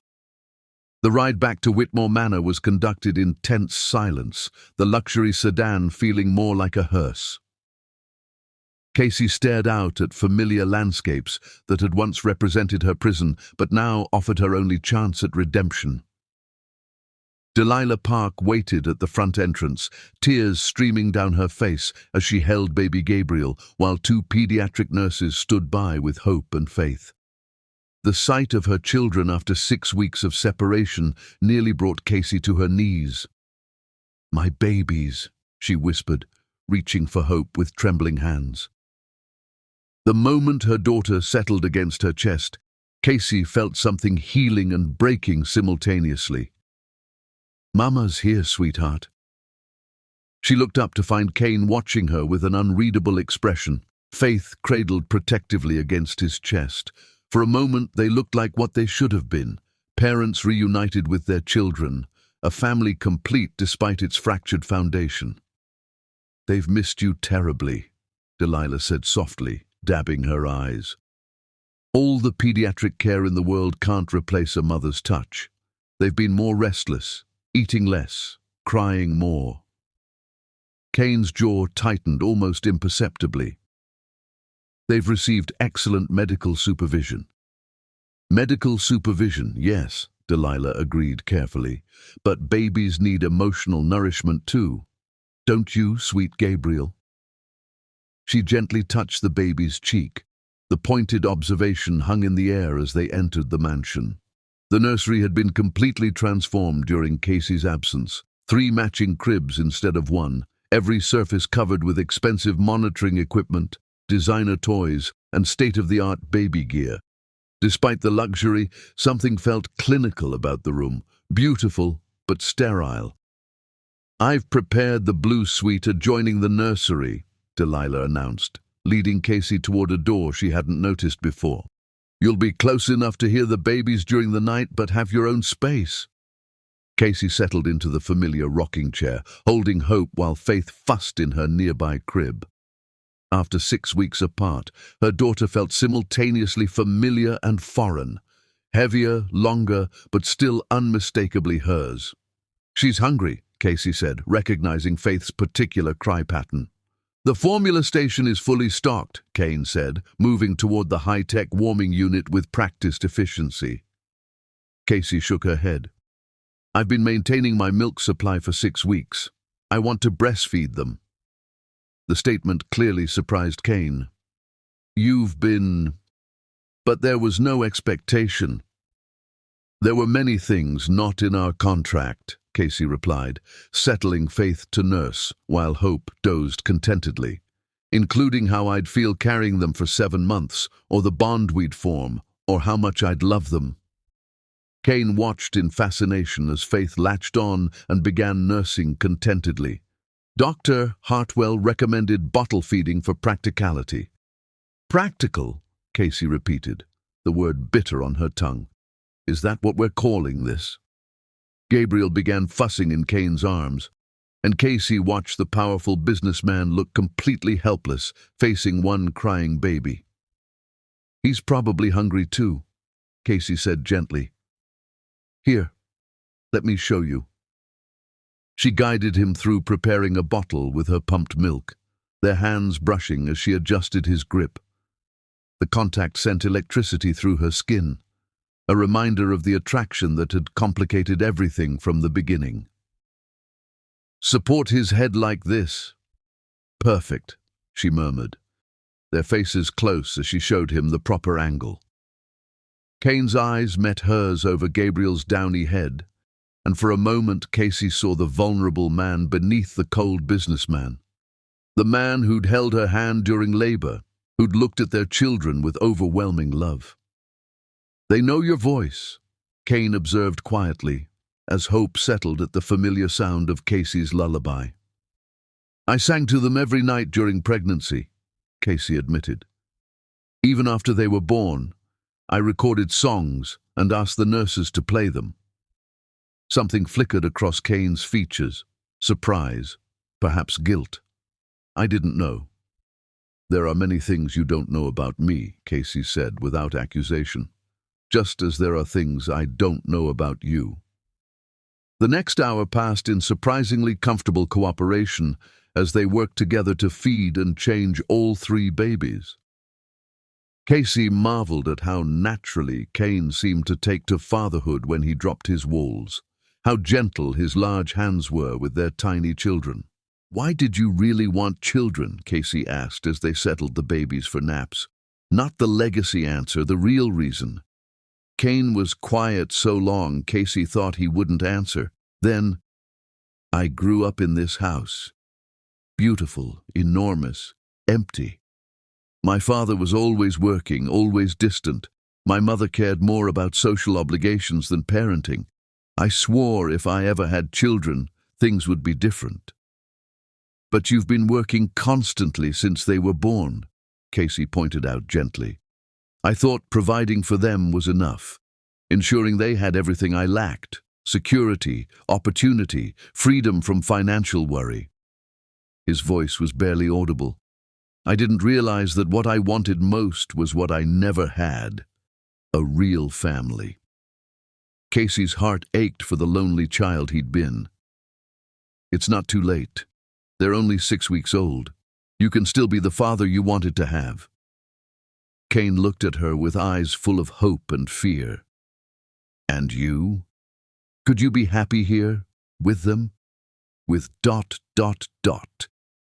He didn't finish, but the unspoken word hung between them. Casey looked around the nursery at their sleeping children, at this man who'd bought her services, but might have found something more precious. Ask me again in 13 days, she said, when we both know what we're really choosing. 14 days stretched ahead of them. 14 days to discover whether the wall between them could become a foundation instead, whether two broken people could heal enough to give their children the family they deserved. The question was whether love could grow where only contracts had existed before. Drain from her face as she tried to process what she'd just heard. 7 days living with Kane, as if they were a real family, caring for their children together, pretending that love might be possible between two people who'd started their relationship with a business transaction. Your Honor, Sterling objected, rising to his feet. This is highly irregular. There's no legal precedent. Mr. Sterling, Judge Mitchell interrupted, her voice carrying the authority of decades on the bench. These children are 3 weeks old. They need stability, nurturing, and the opportunity to bond with both biological parents. 7 days will give them that chance while allowing both parties to observe each other in the role of parent rather than adversary. Casey found her voice. And if we can't reach an agreement? Judge Mitchell's expression softened slightly. Then I will make the decision for you based on what I observed during those 7 days and what serves the children's best interests. But I strongly encourage you both to remember that these babies didn't ask to be born into a legal battle. They deserve parents who can put their needs first. As the gavel fell, ending the most surreal court session of Casey's life, she felt a mixture of hope and terror that made her legs weak. 7 days with Kane and their children, 7 days to prove she could be the mother Hope, Faith, and Gabriel deserved, while living under the same roof as the man who'd broken her heart by treating their love like a business transaction. The ride back to Whitmore Manor was conducted in painful silence, the luxury sedan feeling more like a hearse as Casey stared out the window at the familiar landscapes that had once represented her prison. Now, they felt like a countdown to either salvation or the final destruction of her dreams. Delilah Park waited at the front door with tears streaming down her kindly face, holding baby Gabriel, while 2 nurses stood by with hope and faith. The sight of her children, her beautiful, perfect children, after 3 weeks of separation, nearly brought Casey to her knees. "My babies," she whispered, reaching out with trembling hands to take hope from the nurse. The moment her daughter's tiny body settled against her chest, Casey felt something inside her healing and breaking simultaneously. "Mama's here, sweetheart. Mama's here." She looked up to find Kane watching her with an expression she couldn't read, Gabriel cradled against his chest with the same protective tenderness she remembered from the hospital. For a moment, they looked like what they should have been, a family reunited, parents sharing the joy of their children. "They've been asking for you," Delilah said softly, wiping her eyes. "Well, as much as babies can ask, but they've been fussier than usual, haven't they, Master Kane?" Kane's jaw tightened slightly. "They're fine, Delilah. They've had excellent care." "Excellent medical care," Delilah corrected gently. "But babies need more than that, don't they?" The housekeeper's pointed words hung in the air as she led them inside. The nursery had been transformed during Casey's absence. 3 cribs instead of 1. Every surface covered with toys and blankets and all the expensive baby equipment money could buy. But despite the luxury, something felt cold about the room, sterile in its perfection. "I've prepared the adjoining suite for Miss Casey," Delilah announced. "You'll be close enough to hear the babies, but have your privacy." Privacy. As if privacy mattered when her children had been sleeping in this beautiful nursery without their mother for 3 weeks. Casey settled into the rocking chair she remembered from her pregnancy, holding Hope while Faith fussed in her crib nearby. "She's hungry," Casey said, recognizing the particular cry that meant feeding time. "The bottles are prepared," Kane said, moving toward the warming station with efficient movements. Casey shook her head. "I'm breastfeeding. I've been pumping and storing milk for 3 weeks, waiting to see my babies again." The statement seemed to surprise Kane. "You've been..."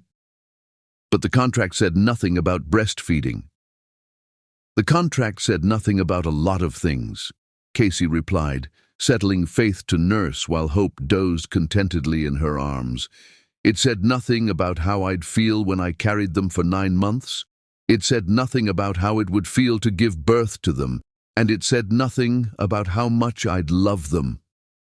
Kane watched in fascination as Faith latched on and began nursing, her tiny hand gripping Casey's finger with surprising strength.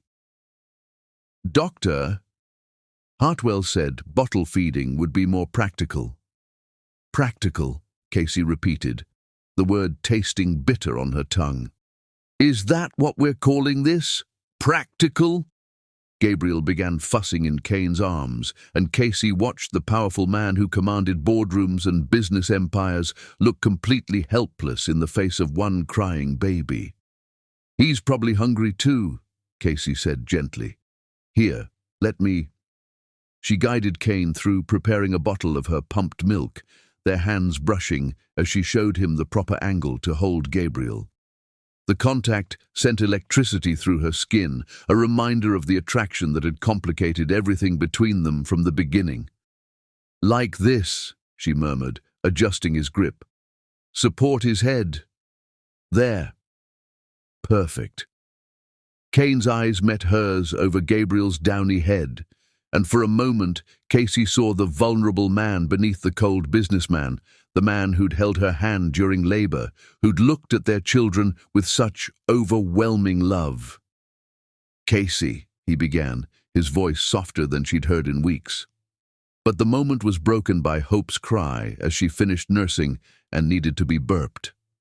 Casey shifted her attention to her daughter, patting her back gently while humming the lullaby she'd sung throughout her pregnancy. "They know your voice," Kane observed, watching Hope settle immediately at the familiar sound. "I sang to them every night," Casey admitted. "Even after they were born, even when I couldn't hold them, I recorded lullabies on my phone and asked the nurses to play them." Something flickered across Kane's features, surprise perhaps, or something that looked like guilt. "I didn't know." "There are a lot of things you don't know about me," Casey said, not meaning it as an accusation, but simply as fact. "Just like there are things I don't know about you." They spent the next hour in surprisingly comfortable silence, working together to feed and change all 3 babies. Casey found herself marveling at how naturally Kane seemed to take to fatherhood when he allowed his walls to drop, how gentle his large hands were with their tiny children. "They're beautiful," he said softly, settling Gabriel back in his crib while Casey rocked the girls to sleep. "They look like you," Casey replied, studying Hope's dark hair and the shape of Faith's nose that was unmistakably her father's. "They have your eyes," Kane countered. "All 3 of them. The nurses said babies' eyes often change color, but theirs have stayed the same warm brown since birth." The fact that he'd noticed such details surprised Casey. For 3 weeks, she'd imagined him treating their children with the same cold efficiency he'd shown her, but the man watching their babies sleep looked nothing like the calculating businessman who'd drawn up their contract. Kane, she said carefully, why did you really want children? Not the legacy answer you gave in court. The real reason. He was quiet for so long that Casey thought he wouldn't answer. Then, I grew up in this house. Big, beautiful, empty. My father was always working, always distant. My mother, she tried, but she was more interested in social functions than being a parent. I swore I'd be different if I ever had children. But you've been working constantly since they were born, Casey pointed out gently. I thought providing for them was enough, making sure they had everything I didn't have. Security, opportunity, freedom from financial worry. Kane's voice was barely above a whisper. I didn't realize that what I wanted most was what I never had. A real family. Casey's heart ached for the lonely little boy he must have been, rattling around in this beautiful mansion with parents too busy or self-absorbed to give him the love he craved. It's not too late, she said softly. They're only 3 weeks old. You can still be the father you wanted to have. Kane looked at her then, and Casey saw something in his eyes that made her breath catch. Hope, fear, and a longing so deep it made her chest tight with emotion. And you, he asked, could you be happy here? With them? With ... He didn't finish the sentence, but the unspoken word hung between them like a bridge neither was quite ready to cross.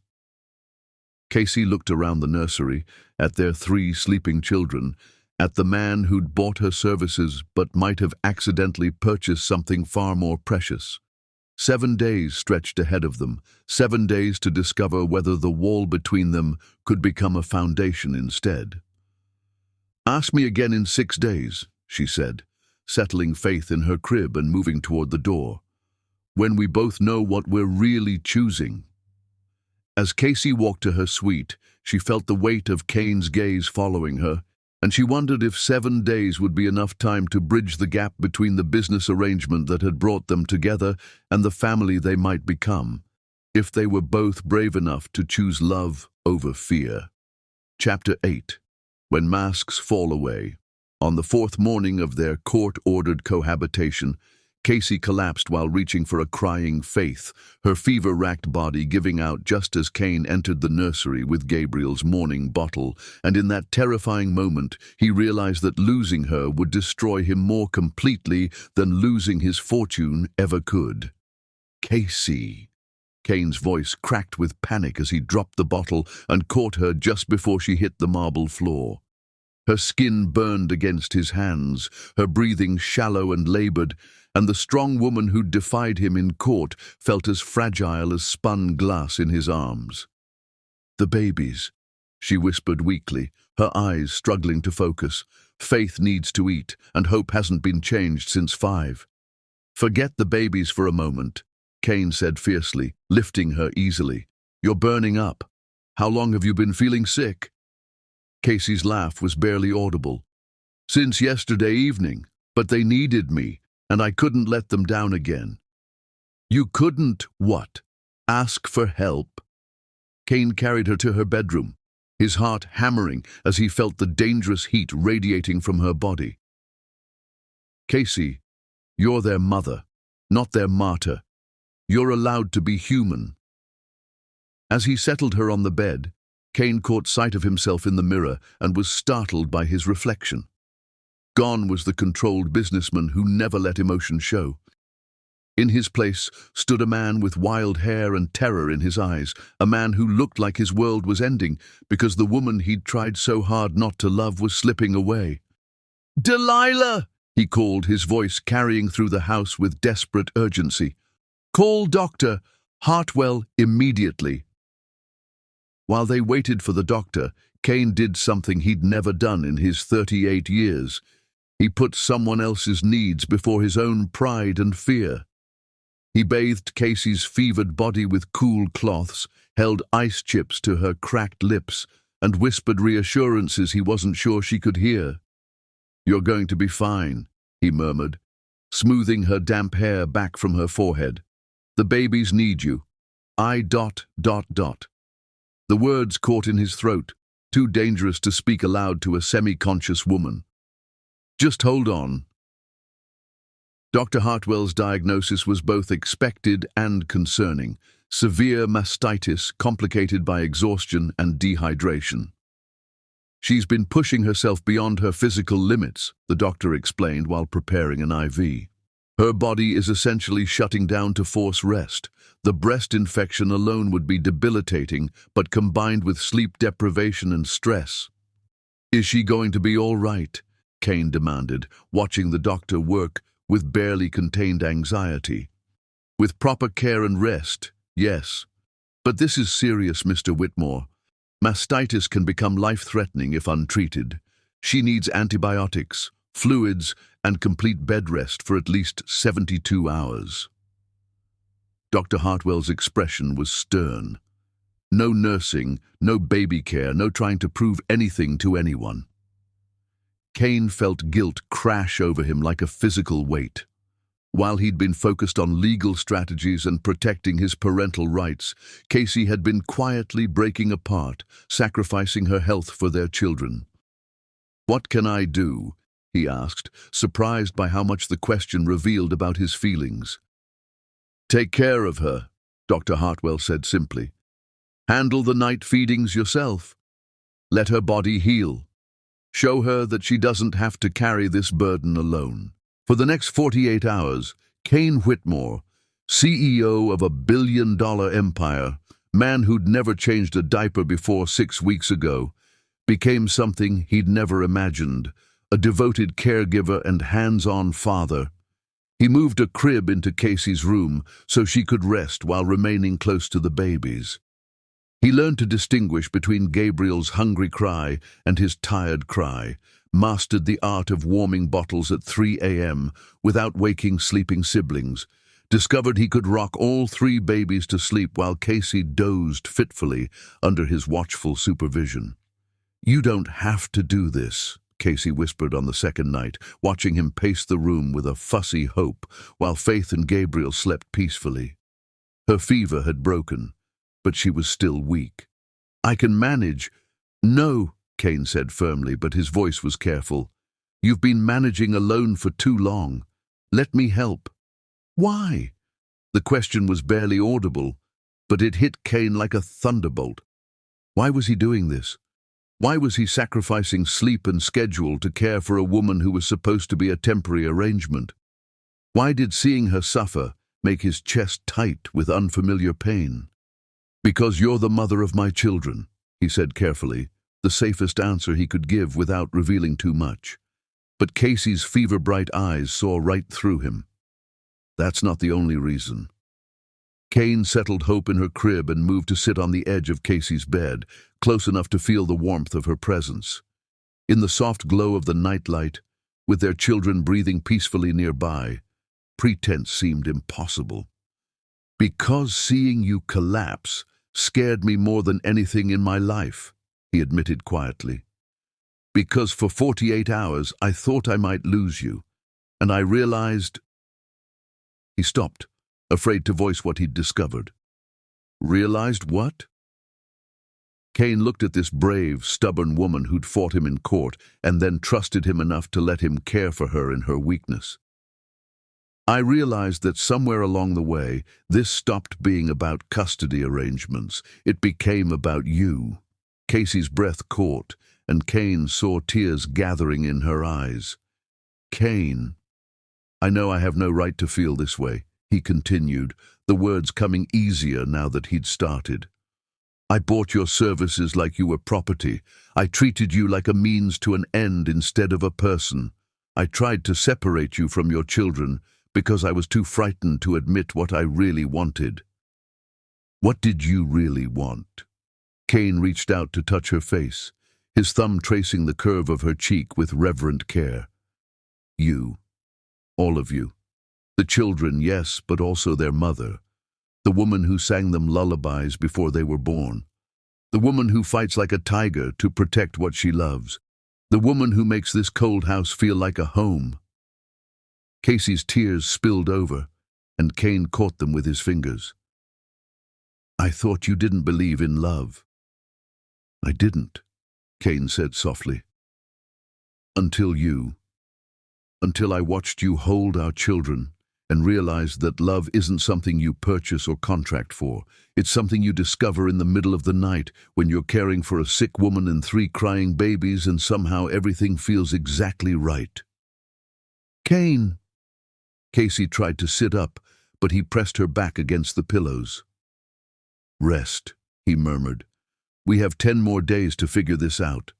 10 more days to decide if we're brave enough to be the family these children deserve. And if Judge Mitchell rules against us." Cain's expression hardened with determination. "Then we'll appeal. We'll fight every court in the country if necessary. These children belong with both their parents, Casey. They belong with us." The word "us" hung in the air between them like a promise, fragile but precious. Casey closed her eyes, exhaustion finally overtaking her, but not before Cain saw something in her expression that made his heart race: hope. As the night deepened around them, Cain kept vigil over his makeshift family. When Gabriel woke for his feeding, Cain was there with a warmed bottle. When Faith needed comforting, he rocked her while humming a half-remembered lullaby from his own childhood. When Hope simply wanted to be held, he cradled her against his chest and told her stories about the strong, beautiful mother who was fighting so hard to keep them together. Watching Casey sleep, surrounded by the children they'd created together, Cain felt something fundamental shift inside his chest. The walls he'd built around his heart, walls constructed from his father's emotional coldness and reinforced by years of disappointment, began to crumble, replaced by something infinitely more powerful and terrifying: love. Not the desperate need for control that had driven him to seek a surrogacy arrangement, but real love, messy, inconvenient, terrifying, and absolutely necessary. He loved Casey Weston. He loved her strength and her vulnerability, her defiance and her forgiveness. He loved the way she made their children laugh, the way she'd fought him in court, the way she looked at him now like he might actually be worthy of redemption. And for the first time in his life, Cain Whitmore understood what his father had never taught him: that true strength didn't come from building walls around your heart, but from having the courage to tear them down for the people who mattered most. 10 days left to convince Casey that the man who'd bought her services had somehow become the man who couldn't live without her love. 10 days to prove that miracles really could happen, even for someone who'd forgotten how to believe in them. Chapter 9. Love's Secret Confession. On the final night before their court-mandated 7 days ended, Casey lay in the soft glow of the nursery's nightlight, pretending to sleep while her heart shattered and healed simultaneously as she listened to Cain Whitmore pour his soul out to their children in words he thought she'd never hear. "Your mama is the strongest person I've ever known," Cain whispered to baby Gabriel, who'd woken for his 2 a.m. feeding. Casey kept her breathing steady and her eyes closed, desperate to hear the words that might finally reveal the man behind the mask. "When I first met her, she crashed into my car in the rain, and instead of apologizing, she told me to stop acting like the world owed me everything." Casey's heart clenched at the memory. That night felt like a lifetime ago, when she'd been just a struggling coffee shop owner, and he'd been the arrogant stranger who would change her life forever. "I should have known then that she was going to turn my world upside down," Cain continued, his voice so soft Casey had to strain to hear him. "But I was too stupid and too scared to see it." Through her barely open eyelashes, Casey watched Cain settle into the rocking chair with Gabriel, his large frame looking almost comical in the delicate nursery furniture. But there was nothing comical about the tenderness in his voice or the way he cradled their son like he was holding something infinitely precious. "I thought I could protect myself by treating her like a business transaction," Cain admitted, gently patting Gabriel's back. "I told myself that if I kept everything clinical and cold, I wouldn't get hurt. I'd learned that lesson from my father, you see. He taught me that love was weakness, that caring made you vulnerable to pain. Casey bit her lip to keep from crying out. The loneliness in his voice painted a picture of the little boy he'd been, desperate for affection, but learning instead that emotions were dangerous luxuries he couldn't afford. "But your mama," Kane's voice broke slightly. "She saw right through all my walls. She called me out when I was cruel, stood up to me when I was being unreasonable, and somehow still managed to be kind to me when I didn't deserve it." Gabriel made a soft, cooing sound, and Kane's quiet laugh was filled with wonder. "You like hearing about your mama, don't you? Well, let me tell you something about her that I've never told anyone." Casey's heart hammered against her ribs as she waited for his next words. "I fell in love with her the night you were all born," Kane whispered, his confession falling like teardrops in the quiet room. "I walked into that hospital planning to take my air and walk away from the woman who'd carried him. But when I saw her holding you and your sisters, when I watched her become a mother right before my eyes, something broke open inside my chest." Casey felt tears sliding down her cheeks, but she didn't dare move or make a sound that might stop this precious confession. "She looked at you three like you were miracles, and I realized that she wasn't just the woman who'd carried my children. She was the missing piece of my soul I'd been searching for my entire life." Kane's voice grew thick with emotion.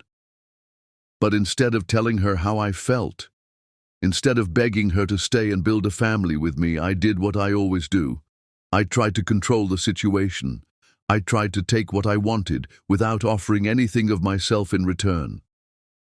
Gabriel had fallen asleep in his father's arms, but Kane continued talking, as if the words had been locked inside him for so long that they couldn't be stopped now. "I love her, son," he said simply, and those three words hit Casey like lightning.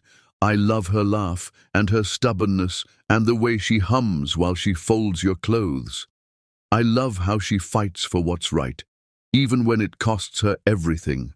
I love how she makes this cold house feel warm just by being in it." Casey pressed her hand to her mouth to muffle the sob that threatened to escape.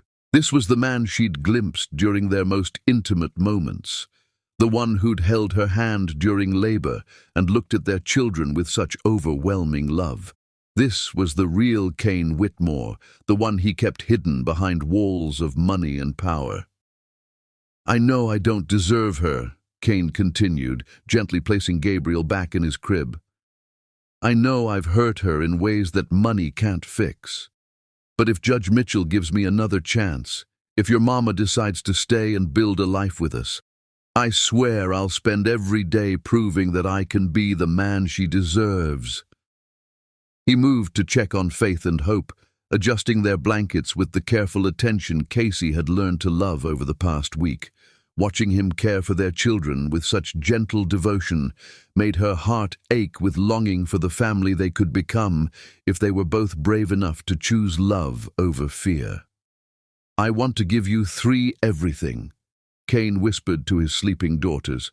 "Not just money and opportunities, but a real family, parents who love each other and love you, a home filled with laughter instead of silence. I want you to grow up knowing that love isn't weakness. It's the strongest force in the universe." Casey could barely breathe as she listened to this transformation of the man who'd once told her that love was a luxury he couldn't afford. 7 days of living as a family had changed them both, showing them glimpses of what they could build together if they stopped fighting each other and started fighting for their shared future. "The truth is," Kane said, settling into the chair beside Casey's bed, "I need your mama more than she needs me. She's already proven she can love you three with her whole heart, that she can sacrifice everything for your well-being. But me? I'm still learning how to be human again. She's teaching me little by little that it's safe to feel, safe to hope, safe to love." Casey felt her resolve crumbling like walls made of sand. For weeks, she'd protected herself by believing that Cain was incapable of real emotion, that he saw her as nothing more than a means to an end.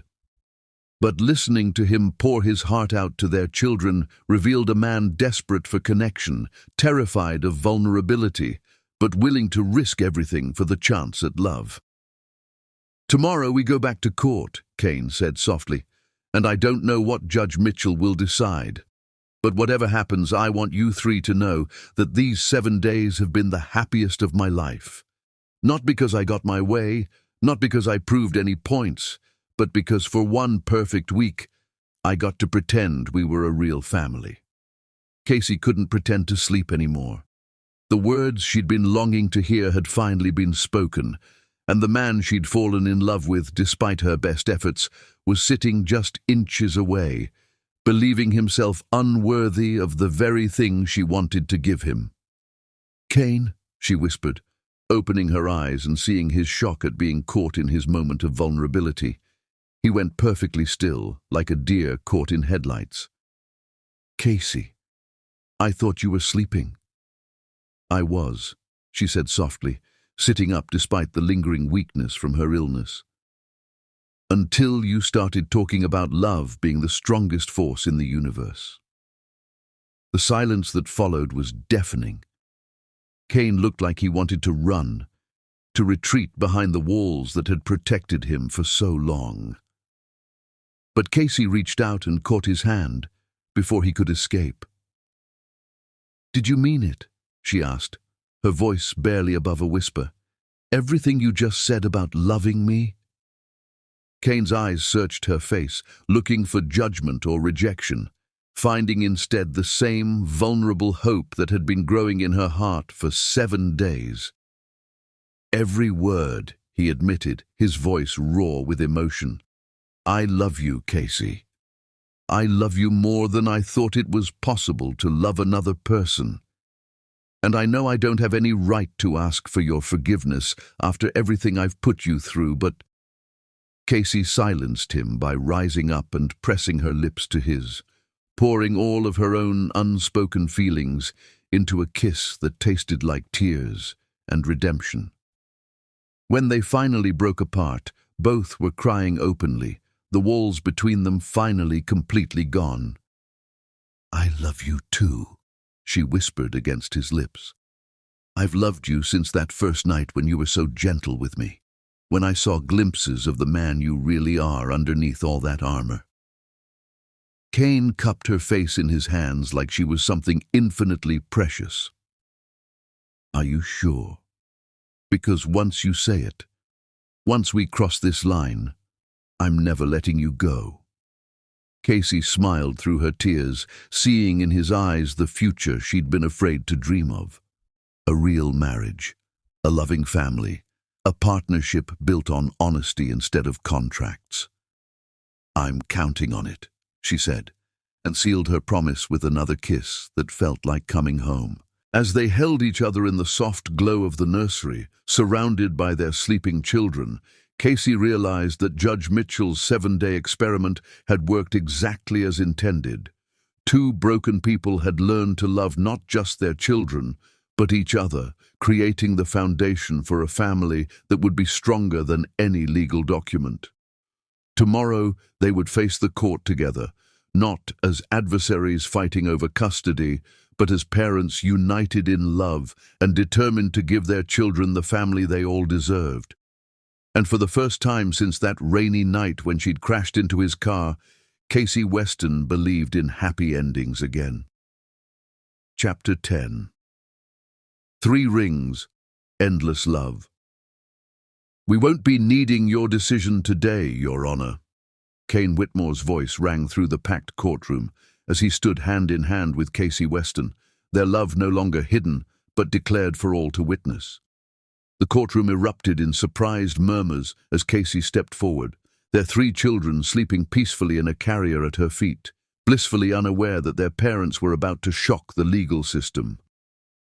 "We've reached our own agreement," Casey announced, her voice strong and clear. "Mr. Whitmore and I have decided our children need both parents, not in some custody arrangement, but as a real family." Judge Mitchell's eyebrows rose with barely concealed delight. "Are you telling me my 14-day experiment worked exactly as I hoped?" Kane squeezed Casey's hand, drawing strength from her touch. "Your Honor, 14 days ago you told us to remember that our children didn't ask to be born into a legal battle. You were right. They deserve parents who can put their needs first, who love each other enough to give them a real home." "And you found a way to do that?" Judge Mitchell asked, though her knowing smile suggested she already understood. "We're getting married," Casey announced, and the collective gasp from the gallery was audible. "This afternoon, we want to give Hope, Faith, and Gabriel what they deserve, a family built on love instead of contracts." Marcus Sterling shot to his feet, his expensive suit unable to hide his bewilderment. "Your Honor, this is irregular. The custody arrangements still need legal formalization." "Mr. Sterling," Judge Mitchell interrupted with obvious amusement, "when two loving parents decide to marry and raise their children together, custody becomes a family matter rather than a legal dispute." Janet Rodriguez grinned as she gathered her papers. "Your Honor, if the parties have reached mutual agreement, the court's intervention is unnecessary." Judge Mitchell banged her gavel with the satisfaction of a woman who'd just witnessed justice and love triumph together. "Case dismissed. And might I add, this is the most beautiful resolution I've seen in 30 years on the bench. I'd be honored to attend your wedding if you'll have me." As they walked out into afternoon sunshine, Casey felt like she was floating. Media swarmed with cameras and microphones, but Kane simply wrapped his arms around her and their children, shielding them from chaos. "Mr. Whitmore, Miss Weston, when did you know you were in love?" Kane paused at the courthouse steps, looking every inch the powerful CEO, but with something new in his expression, pure joy. "Love isn't something that happens overnight," he said simply. "But sometimes it takes a crisis to make you admit what's been growing in your heart all along. We're grateful for Judge Mitchell's wisdom in giving us time to remember what really matters, family." The ride back to Whitmore Manor was filled with nervous laughter and tears as Delilah Park wept openly at their news. "Oh, my dears," she sobbed happily. "I've been hoping for this since Miss Casey first arrived. This house has needed love for so long." "Delilah, we want to get married today," Casey said as they entered the foyer. "I know it sounds impossible." "Nonsense," Delilah declared, already mentally planning. "The conservatory is perfect for weddings. Master Kane's grandparents were married there. I'll call Reverend Matthews and the florist. You two focus on your vows and let me handle the rest." Kane looked skeptical. "A wedding in 6 hours? Sir, I've been running this household for 20 years. If I can't arrange a proper wedding by evening, I don't deserve my position." Delilah was already reaching for her phone. "Besides, all the important elements are already here. The bride, the groom, the babies, and enough love to fill this entire estate." Within hours, Delilah had worked miracles. The conservatory's glass walls were draped with white silk and thousands of tiny lights, transforming the space into something ethereal. White roses and baby's breath cascaded from every surface, while a string quartet tuned their instruments near the makeshift altar. "I can't believe you did all this," Casey marveled, watching the final preparations. "Love deserves beautiful settings," Delilah said simply. "Now let's get you ready." Upstairs, Sage Barrett had arrived breathless from the city, clutching a garment bag. "I brought options," she announced, "but when Kane told me about his grandmother's dress—" The ivory silk and vintage lace gown hung from Casey's armoire like a fairy tale made real. As Sage fastened the pearl buttons up Casey's back, Casey studied her reflection in wonder. "I look like I belong here," she said softly. "You look like a woman who's found her place in the world," Sage corrected, tears in her eyes. "Honey, 6 months ago you were broken-hearted over a coffee shop. Now you're marrying the man of your dreams and becoming mother to 3 beautiful children." Casey touched the simple tiara that had belonged to Kane's grandmother. I never imagined love could feel like this, so complete, so right. The ceremony itself was intimate perfection. 50 guests filled elegant chairs in the conservatory, while Hope, Faith, and Gabriel slept peacefully in a decorated triple stroller that Kane had insisted on. Their children would be part of every important moment. Casey walked down the petal-strewn aisle toward the man who'd bought her services and accidentally purchased her heart, feeling like the luckiest woman alive. Judge Mitchell sat in the front row, beaming like a proud grandmother. "Dearly beloved," Reverend Matthews began, "we witness the union of two souls who found in each other not just love, but the completion of their family." Kane's vows brought tears to every eye. "Casey, 6 months ago I thought I was hiring a surrogate. Instead, I found my salvation. You taught me that love isn't weakness but the greatest strength. You showed me that a house becomes a home not through expensive furnishings, but through the laughter of children and the presence of the woman who makes my heart whole. I promise to love you as my equal partner, to cherish your courage while protecting your tender heart, to give our children a father who shows them every day that love conquers all." Casey's response was equally moving. "Kane, you saved me from my darkest hour, but more than that, you gave me dreams I'd never dared imagine. You showed me that true strength comes from being vulnerable with the people who matter most. I promise to love you as my husband and best friend, to build a home where our children feel safe to dream and be loved, to remind you every day that you are worthy of every bit of love I have to give." The ring exchange included tiny symbolic bands for each baby, promises that this family would always be united. "I pronounce you husband and wife, and these beautiful children officially part of the Whitmore family," Reverend Matthews declared joyfully. "Kane, you may kiss your bride." Their kiss was everything, passionate, tender, full of promises for their future.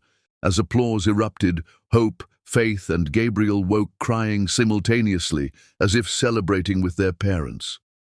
"Perfect timing," Casey laughed, moving to comfort her daughters while Kane lifted Gabriel. "Welcome to married life," Kane grinned, his smile brighter than the setting sun streaming through the glass ceiling. As evening fell and guests departed with congratulations and tears, Casey and Kane found themselves alone in the conservatory with their children, fairy lights casting magic over their first moments as a complete family. "Any regrets?" Kane asked, pulling Casey close while they watched their babies sleep. Casey looked around at the beautiful space where they'd just pledged their lives to each other, at the man who'd learned to love because she'd taught him it was safe, at the 3 perfect children who would grow up knowing they were cherished by both parents. "Only one," she said, smiling up at her husband, "that it took us so long to get here." Kane's answering smile was radiant as he spun her around the empty dance floor, their laughter echoing like music through the conservatory. "Then we'll make up for lost time," he said, kissing her forehead with infinite tenderness. "We have forever to be the family we were always meant to be." And as they danced under stars visible through the glass ceiling, surrounded by white roses and their sleeping children, Casey knew that sometimes the most beautiful love stories begin with the most impossible circumstances. She'd entered Kane Whitmore's world as a desperate woman selling her services to survive. She was leaving their wedding dance as his beloved wife, the mother of his children, and the woman who'd taught him that love wasn't a luxury he couldn't afford. It was the necessity that made everything else possible. Their fairy tale was just beginning, built on a foundation strong enough to last forever.